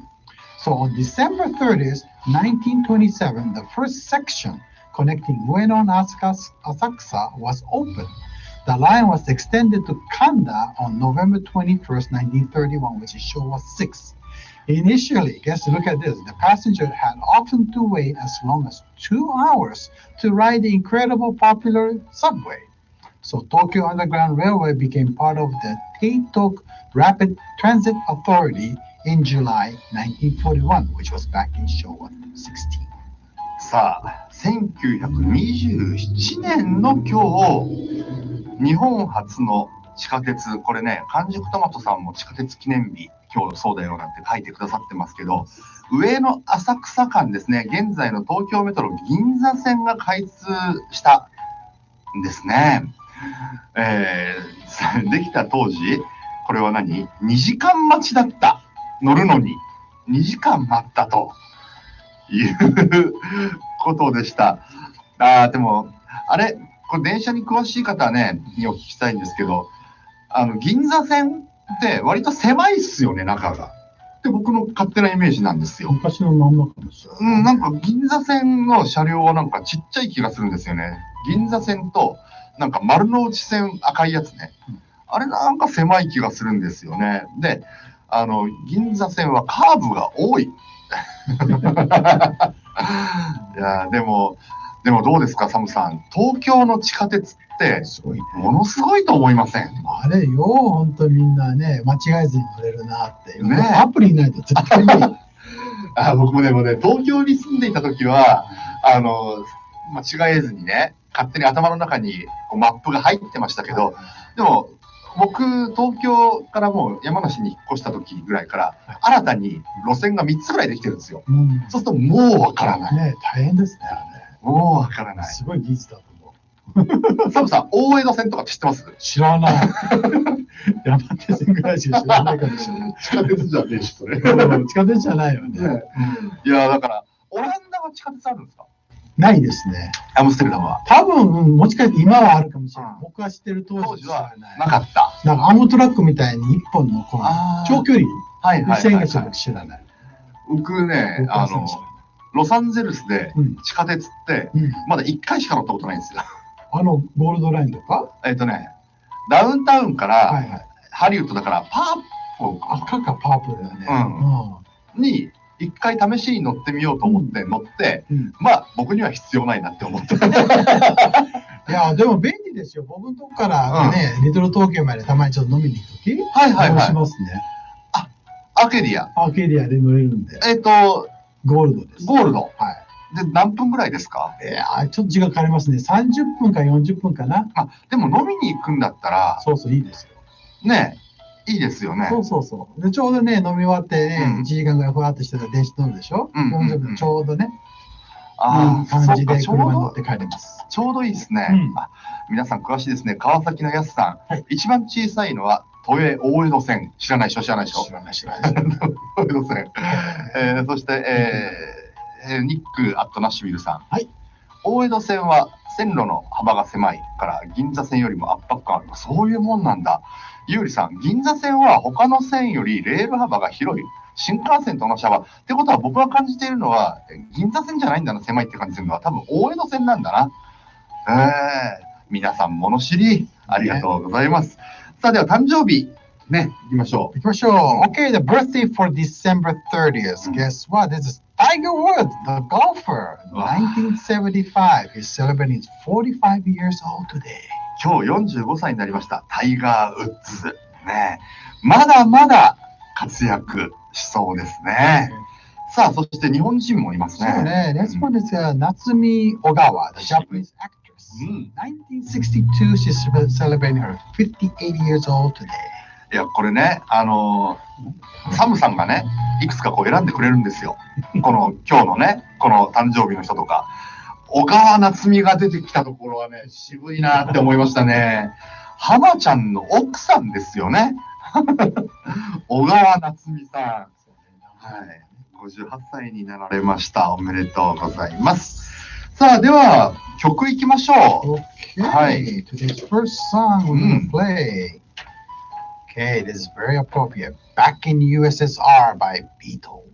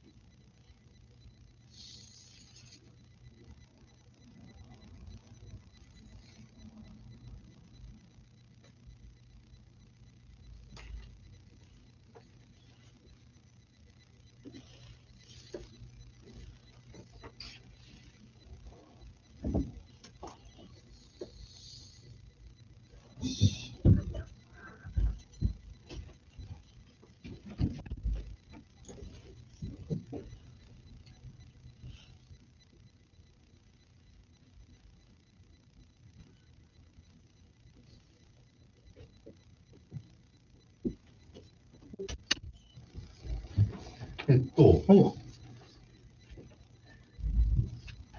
れはスイートディング LA にもつながってくることですけど、おー、いいですね。メリーちゃんが、はい。メリーちゃん。はい。ありがとうございます。今年もお世話になりました。来来年もよろしくお願いしますを英語にしてください。はい、いいですね。っていうのが一つ。これ、後半の方です。後半なんだよね、こちら。そしては、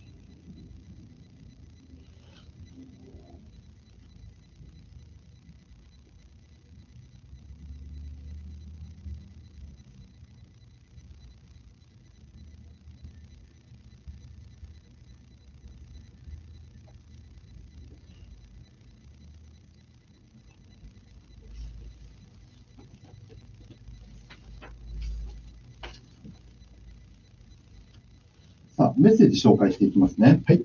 くまさんからいただきました。はい、ありがとうございます。多分これは、先週末のスイートディングゼレを聞いてだと思うんですけど、はい、サムさん、ハーフだったんですね。そうです。ねえ、オランダと日本、はい、画面から拝見している限りでは、完全に、まあ、外国人さんですよね。そうですか。はい。息子さん、ね、くまさんの、はい、の知っている男の子は、アメリカ、白人のね、お母さんに日本人のお父さんですが、ものすごい日本人が強く出ているそうです、見た目。でも確かにサムさんは日本人よりも、多分そのお父様のオランダ人の方が外に出てますよね、見た目は。まあね、僕はチビの時はもう少し日本人で出てます後半になると白人系が強くなったって感じかな。そうなんですか。うん、そんな感じ。ちっちゃい時はもっと日本人っぽかったんですか。そう。頭の考え方も違ったかもしれないけど。まあね。それで見た目も変わってくるかもしれないですけどね。そうですね、やっぱりアダプトするんですよ。あとよく言われるのが、例えば日本人なんかがね、こちらに来て、英語が上手くなってくると、この顎のラインが変わってくるって言いますね。張り分けになっちゃうんです。って言いますよね。そういう話も聞きますよね。だから発声の仕方が違うから、口の動かし方が違うから、ね。やっぱり筋肉が変わってくる。変わってくるって言いますよね。そうそう。もしかしたらそういうのも多少あるのかもしれないですよね。で、水曜日のパート2の番組、楽しく拝聴してきましたと、お疲れ様でした、今年1年と。ありがとうございます。来年も引き続きパート2楽しみにしていますと。来年もよろしくお願いします、サムさんと。よろしくお願いします。いただいております。さあ、そしてラジオネーム、隣の猫さん。ありがとうございます。今年はどんな年だったか。TJS のおかげで1日のパターンが変わりました。とにかく朝8時までに朝やるべきことを全部終わらせてから、それからラジオを聞いてチャットにも参加させていただいて、番組後からその日の1日をスタートするパターン。そうですか。番組が伸びるときはながら作業って、いや、嬉しい話ですよ、K さん、ありがとうございます。ねえ、情報収集に、良い引き出しになるので、たまにおバカな笑いもあるので、とにかく TGS 聞いてから本格的にその日から始まるパターンが心地いいんですと。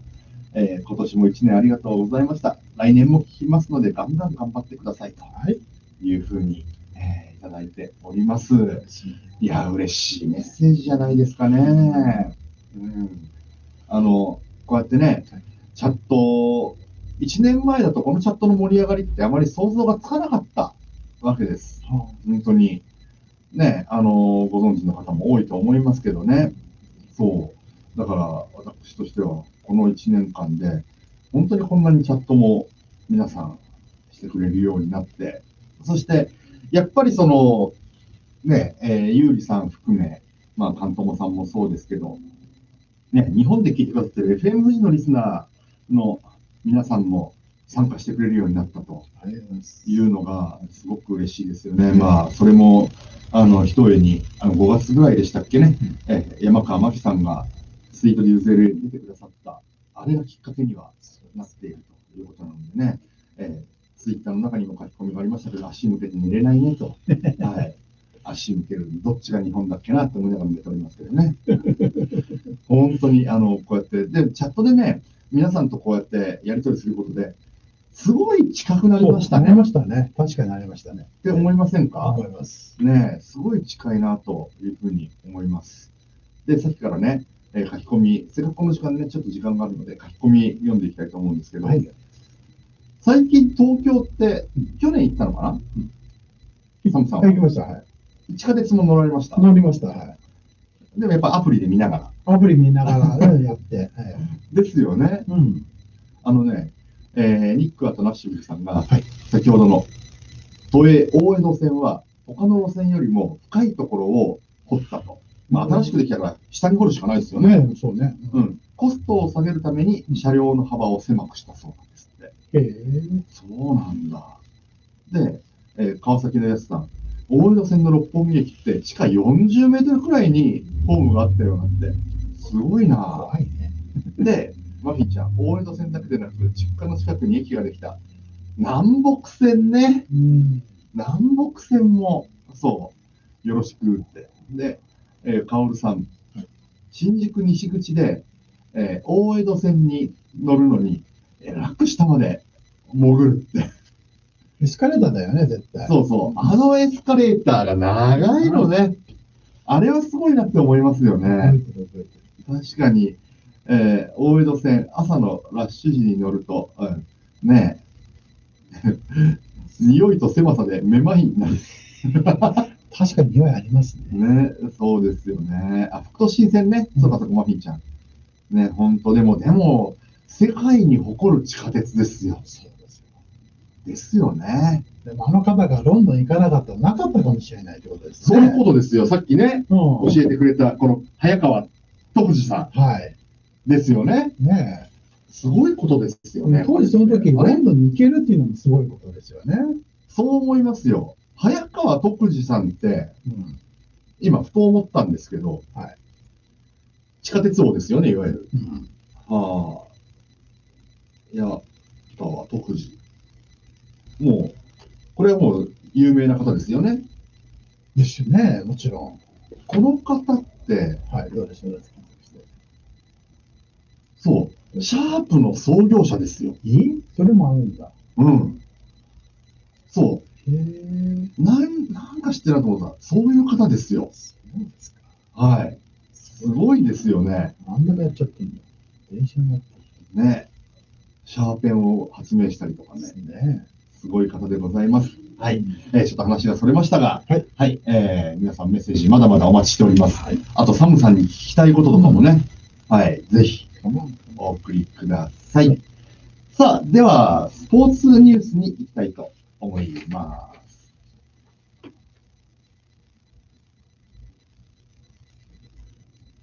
Okay, TJ Sports News. Okay, Padres seek Darvish the trade deal with the Cubs. So, your Darvish is set to join the San Diego Padres and in the major trade deal from the Chicago Cubs involving 7 players in total. Major League Baseball's official website reported. So the 34 years old right-hander and a fellow catcher Victor Catitini will move to San Diego, while 5 players, including the pitcher Zach Davis, will be also head in the opposite direction. So the MLB.com report said, citing an unclosed source. So Darvish had claimed on the Monday there are quite a high possibility that deal will go through when he touches on the issue while speaking using his audio distribution application, also revealing that the Padres are not among the teams listed in his no trade clause.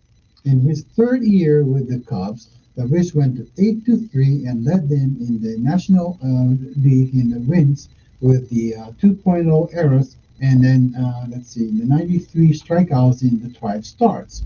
He became the first Japanese pitcher in the Major League, in which he also tied the Cleveland Indians ace Shane Bobert, who most wins the majors.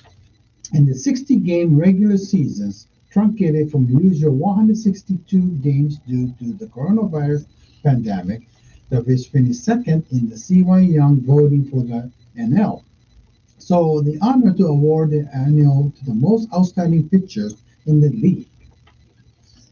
さあ、もうご存知の方も多いですね。メジャーリーグ、シカゴカブスのダルビッシュ有投手がトレードでサンディエゴパドレスに移籍することが決まったと、おとといですね、このアメリカでは、複数のメディアが伝えました。それによりますと、サンディエゴパドレスはダルビッシュ有投手とキャッチャー1人を獲得して、シカゴカブスは代わりに、今シーズン7勝を挙げたザック・デイビーズ投手など5人を獲得することで合意したと。5対2のトレードということになりますね。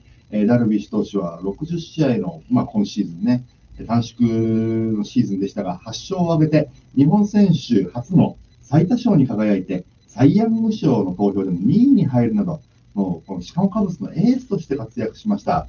で、6年契約をカブスと結んでいたんですが、残りあと3年あったわけですが、今回両チーム合わせて7人、7人が動く大型トレードで、サンディエゴを本拠地とするナショナルリーグの西部地区、パドレスへの移籍が決まったということです。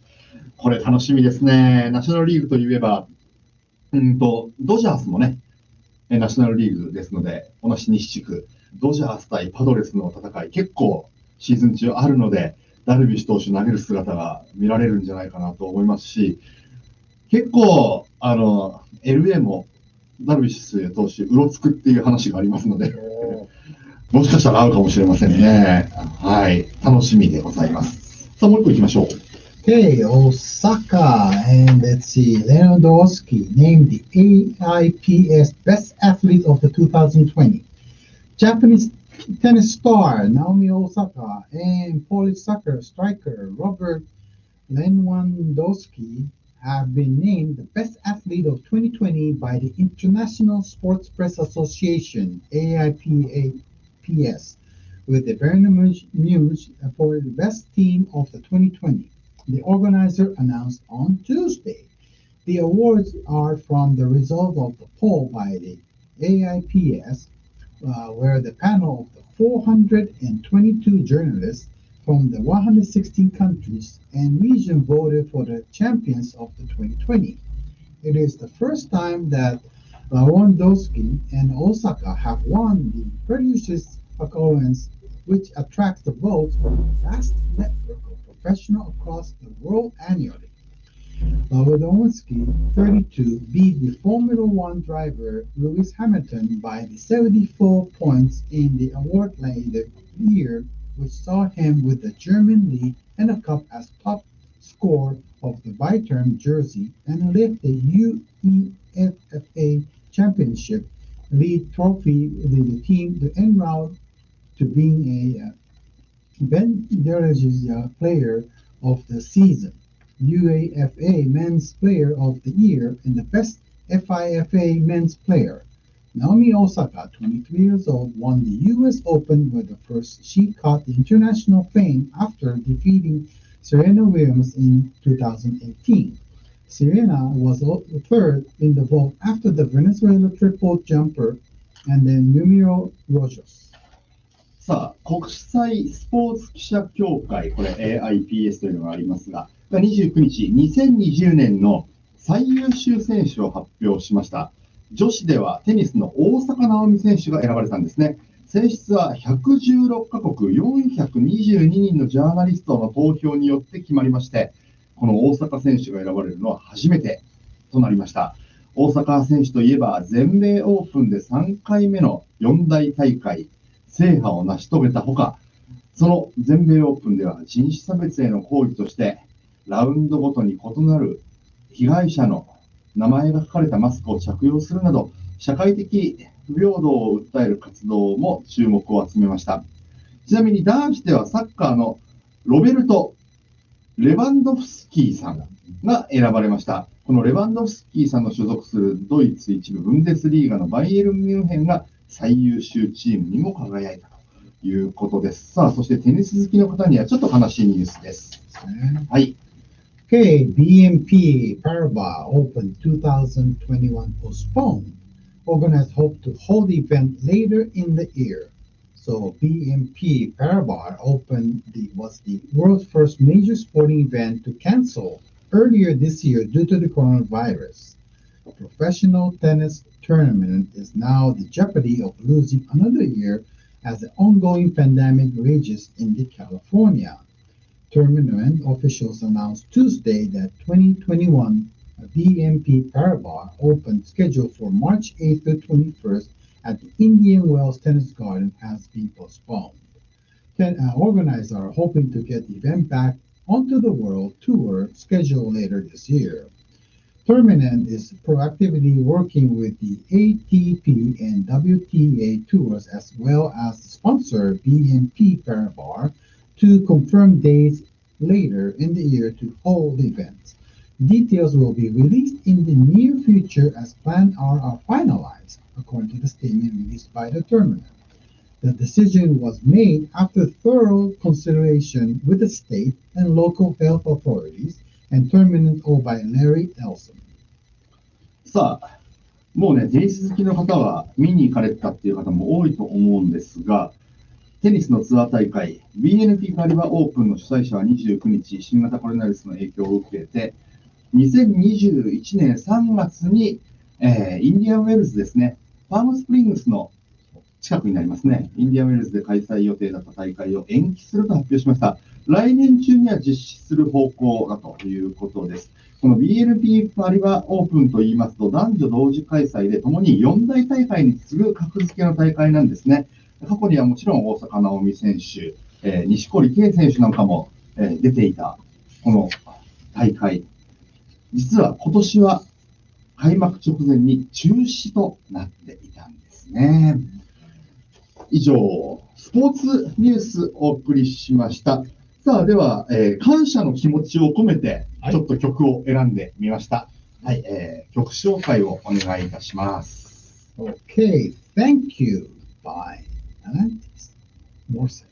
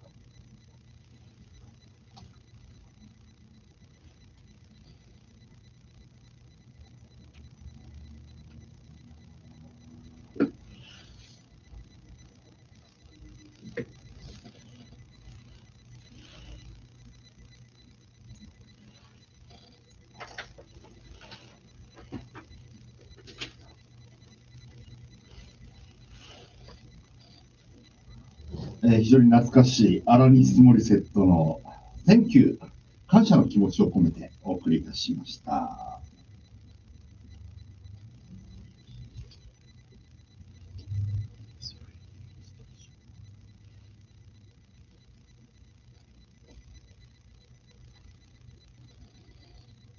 さあ、この時間はメッセージの紹介と教えてサムさん、さらにはですね、まずはここからいっておきましょうか。先週のジョーク・オブ・ザ・デイの宿題がありましたね。ありましたね。この答えを発表しておきましょう。まず先週はどんなジョークだったかをお願いします。はい、いいですか。What do you call birds that stick together? Velcros. What do you call birds that stick together? Velcro ですね。さあ、これが何にどうかかっているのか。まずはバーズですね。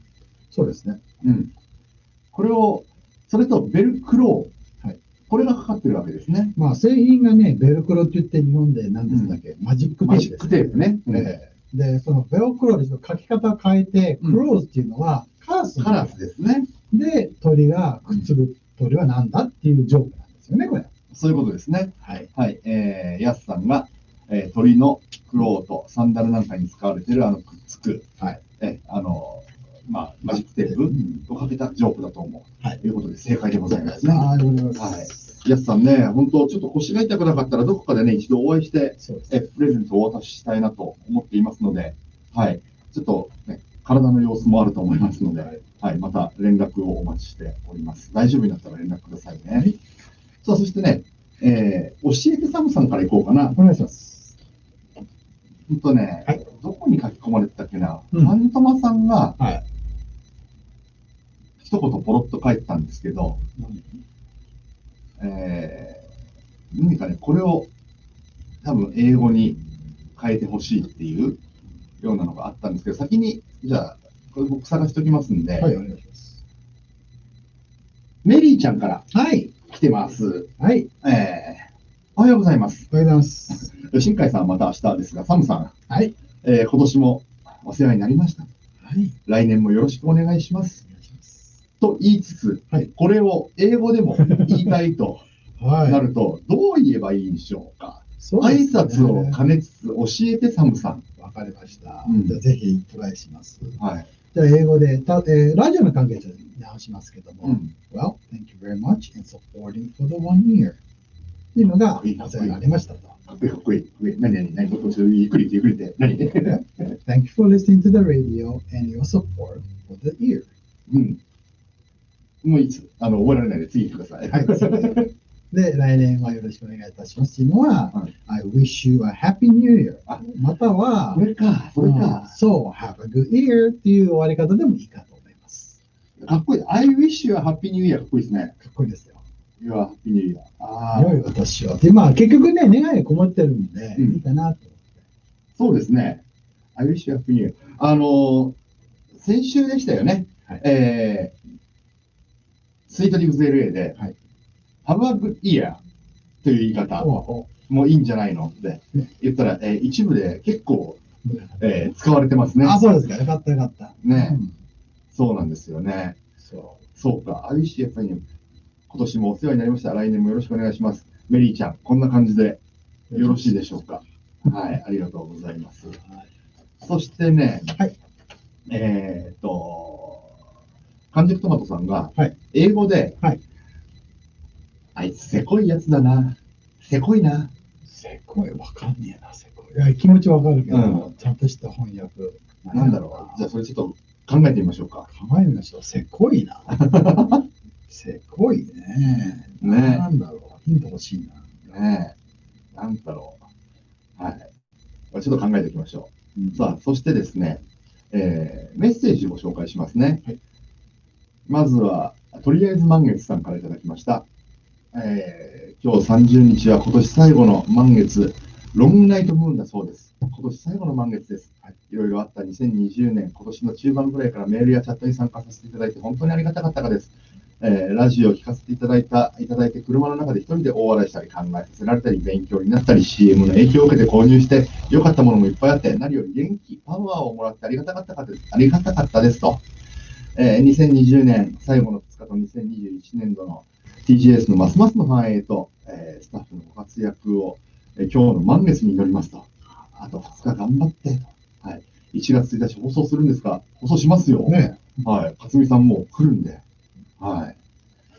さあ、そしてですね、もう1名、はい、メッセージ読ませていただきますね。はい。ヤンママさん、ありがとうございます。今届きました、パート2宛てに。はい。新海さん、サムさん、おはようございます。おはようございます。私にとって今年最大の出来事は何といっても TGS ラジオとの出会い、嬉しいじゃないですか。ラジオの素晴らしさを再認識させていただいたことです。私は10歳頃からラジオを聞くのが好きで、特に中島みゆきさんや谷村新司さんが好きでした。オールナイトニッポンですね、はい、基本的にはね。ある日、谷村さんの番組にゲストとして山口百恵さんが登場したとき、山口百恵さんのファンである陳平さんがとても嬉しそうでした。サムさんも百恵さんのファンでしたよね。知ってる。ね。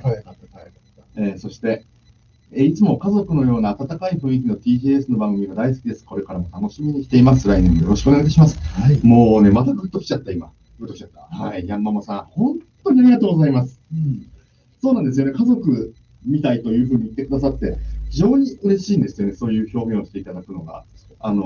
とにかくですね、ラジオ局、ちっちゃいラジオ局ですので、大きなこともできませんし、もう手作りなんですね、どうしても TCS ラジオは。だからこそ、とにかく聞いてる、あなたの隣にね、友達のように、なるべくこう、ハードルもなく、こう間もなく、もう隣にいられるような、はい、ラジオ局で今後もあり続けたいなというふうに思いますので、はい、ぜひ来年もお付き合いをよろしくお願いいたします。さあ、もうサムさん、時間が来てしまいました。エンディングですね。はい。まずはじゃあ、エンディングコメントの前に、先に、ザ・ショー、明日あります。そこで流行語大賞をやろうっていうふうに言ってるんですけど、やりますけど、ちょっとコメントで盛り上がる程度になってしまうと思います。申し訳ない。そうなんです。Facebook でね、投票できるようにって言ったんですけど、Facebook って投票機能あるんですか？あります。ポールあります。はい、入ってます。あるんですか？あります。はい、作れます。それ簡単にできるの？で、ちょっと後で。本当ですか？じゃあ、ちょっと今日ちょっと間に合うようになんとか、流行語大賞、TGS ラジオ流行語大賞、言葉の候補を挙げたいと思いますので、それをもとに話をできればというふうに思っています。なかなかね、やりたいことだらけで、うまくできない、状況が続いて、本当に申し訳ないですね。できることはなんとかやっていきたいというふうに思います。さあ、そんなわけでございまして、お別れの時間というふうになりました。では最後に、エンディングのコメントをお願いいたします。わかりました。はい。Okay, how are you enjoying so far for the Wednesday LA Morning Part 2? It's coming close to the end of the 23rd broadcast. It's our last broadcast of the day. And so we are open to any topic suggestion coming from you to talk about in this program. So please present your messages and requests from our website or email address at radio@tgsla.com. Or if it's easier for you, you can send your messages from the YouTube channel using the chat function. Search us by the keywords TJS Space Radio during our live show. And also don't forget the live cam outside. It will be very, very happy outside, so it's fun to see. So please look at www.tjsla.com. So let's see you next year on Wednesday at 9 a.m. TGS Radio. So, so I wish you a happy new year. So have a good year. さあ、ということで、お別れの時間となりました。本当にね、今、サムさんも言ってましたけど、聞いてくださって、本当にこの水曜日もね、新しい番組盛り上げてくださってありがとうございます。ありがとうございました。そしてね、たまには、この TJS ラジオの表の様子がわかる、オールドトーランスのライブカメラ、このね、TJS ラジオのスタジオの外にサムさんが設置してくれましたので、はい、見たことがないという方はぜひ見てください。よろしくお願いいたします。これもね、TJS ラジオウェブサイトトップページにありますので、はい、そちらからご覧になってください。今日こそ私、この後、そうですね、10分以内ぐらいに物理に行ってみようかなというふうに思っております。はい、さあ、もう本当書き込み最後ね、皆さん、あずきさんね、あずきさんが、ハーバーグ D や勉強になりましたって。よかったです。そうか、川崎ですか、Facebook やってないか、そっかそっか。でも、明日ちょっとね、時間があったら、まあ、夜中ですけどね、日本にとっては、明日も参加してみてください。っていうか、もう1月1日、ね、新年になっちゃいますけど、はい。そして、エッチゴさん、サムさん、1年間お疲れ様でしたと、楽しい放送ありがとうございました。また来年よろしくお願いいたしますと。そして、雑居ビルさんがですね、TJS 聞き出して半年間と、平日の放送だけでなく、生放送のない土日も再放送を楽しみにしてました。サムさん、来年も変わらずよろしくお願いいたします。カオルさんも、サムさん、今年もお疲れ様でした。というふうにいただきました。はい。はい。ね、なんか叫んでよと、はい、ライブカメラで叫ぶと、変な人だと思って捕まるので、そこはしません。はい。そして、新海さん、サムさん、川崎のやすさんがね、良い新年をお迎えくださいね。明日の LA モーニングはリピート放送と YouTube アーカイブで楽しませていただきますねと。皆さん、本当に、ありがとうございました。そして、トシグレイシーさん、サムさん、ありがとうございました。来年もよろしくお願いしますというふうにいただきました。さあ、ということで、お別れの時間ですね。最後、じゃあ、曲紹介をお願いいたします。はい、曲紹介最後ね。Okay, so we're going to play the music Dice by Finley Quay and Beth Orton. ということで、ありがとうございました。お相手は私、新海圭樹と Sam Vandenberg. Happy New Year. See ya.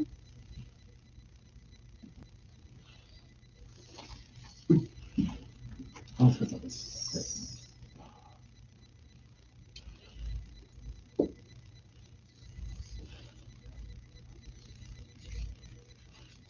そう、Facebook に入られて、そんなに投票機能なんてあるの？ありますね。ただし、そのアカウントがどういう設定で、ビジネスアカウントなのか、個人アカウントなのか。一応ビジネスアカウントになっていたらできる。TJS のやつはね。そう、TJS のやつ。そんなに簡単にできるの？やったことないけども、それをやってる人見ましたんで。そう。でもほら、サムさん、今日はあそこ行かなきゃいけないし。まあ、ちょこっと。トマさんもありがとうございました。TJS のおかげで毎日楽しみが増えました。そんなことを言っていただいてね。嬉しいですよ、本当に。嬉しいわ。ユーミさん、雑だよね。なんか叫んでよって。叫んで雑だな。TJS のおかげで寝不足も見ました。させんね。一声多いとか言ってもいいんじゃないですかね。ね、仕事では寝不足だけど。ね、寝不足も本当に申し訳ない。でも聞いていただいてありがたい。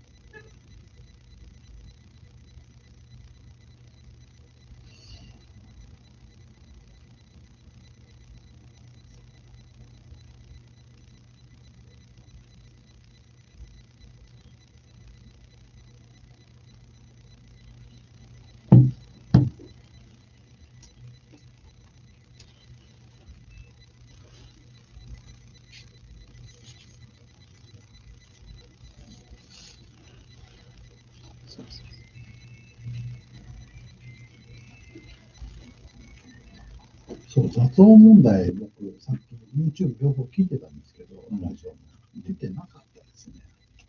そう。それかこっちの音が大きかったで聞こえなかったのかもしれない。ああ、もうそれはあるかもしれないな。僕からしては OK だけど、まあ、今夜チェックします。ね。前の B っていうのはなくなってるけど、この中のキリキリキリっていうのはあるかもしれない。ああ。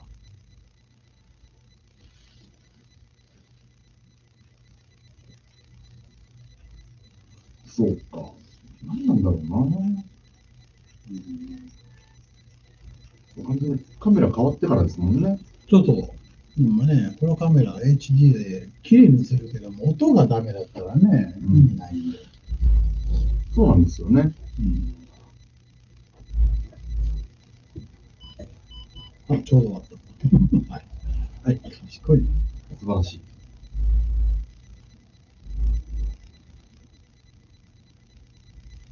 はい、皆さんありがとうございました。ありがとうございます。サムさんは、はい。僕は今日が最後ですね。そうなんですよ。1年ありがとうございました。本当に。そうか。社長とも、そうか、表面上はね、今年さ、日本はだってね、そうだよ、そうだよ。表面上は、今年最後だよ、日本でお聞きの人。はい、そうですよ。そうですよ。そうだ、そうだ。もう大晦日だ。大晦日だもんね。明日 LA モーニングの時にはもう、年が変わってるわけだもんね。で、あとね、ちょっと告知になっちゃうんだけど、FM ムーブ神戸の 76.1、大晦日の、なんだっけ、10時半から夜中の元旦の0時半までやってますんで、それで僕登場します。クリスとミカさんがやってる番組で、カウントダウンとか、ノックダウンとかする。カウントダウンノックダウンそうそう。だからツイッターとって僕のなんでフェイスブックで一応告知用のビラが流してるんで、よかったら見てください。はいはい、ぜひぜひ見てください。そうで、なんだっけ、YouTube ライブになってるんですよ。見方がいろいろとあります。いっぱい見方あるんですね。はい。そうですか。シグナルノイズみたいなのが鳴ってると。ピーピーっていうやつ？ピーっていうとか。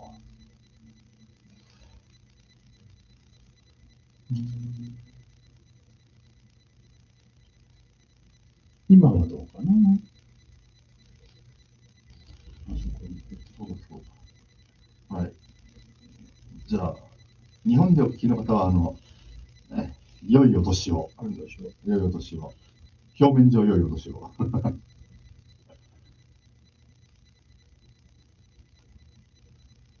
あ、本当だ。ヒリヒリヒリヒリヒリの PPP にも入ってます。入ってるの？こっちから入ってる。カメラが良くないのかな？かもしれない。あともう一個の手はですね、新海さん、ポート違う USB に差し込む。USB2 と3と2つ種類のポートだと思うんですよ。だから違うとこに差し込むと違うドライバー拾うんでどうかなっていう、まあそれはちょっと実験しましょう。虫が鳴いてるみたい。そう、ヒリヒリヒリヒリ、ちょっとコロギみたいなっぽい音ですね。そうか。鳴ってる鳴ってる鳴ってる、確かに鳴ってます。前はヒリヒリヒリヒリだったのが今ビリビリビリビリ。それをだから、ちょっと前のカメラに戻した方がいいのか、どうかっていう。ここには挟み込むノイズキャンセラーみたいなのってないの？何それ？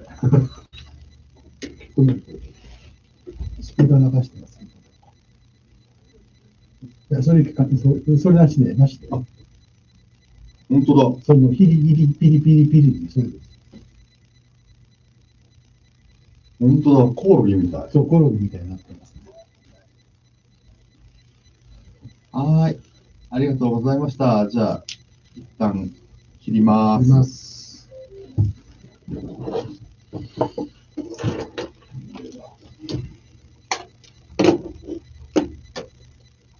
はい、ありがとうございました。ありがとうございました。ありがとうございました。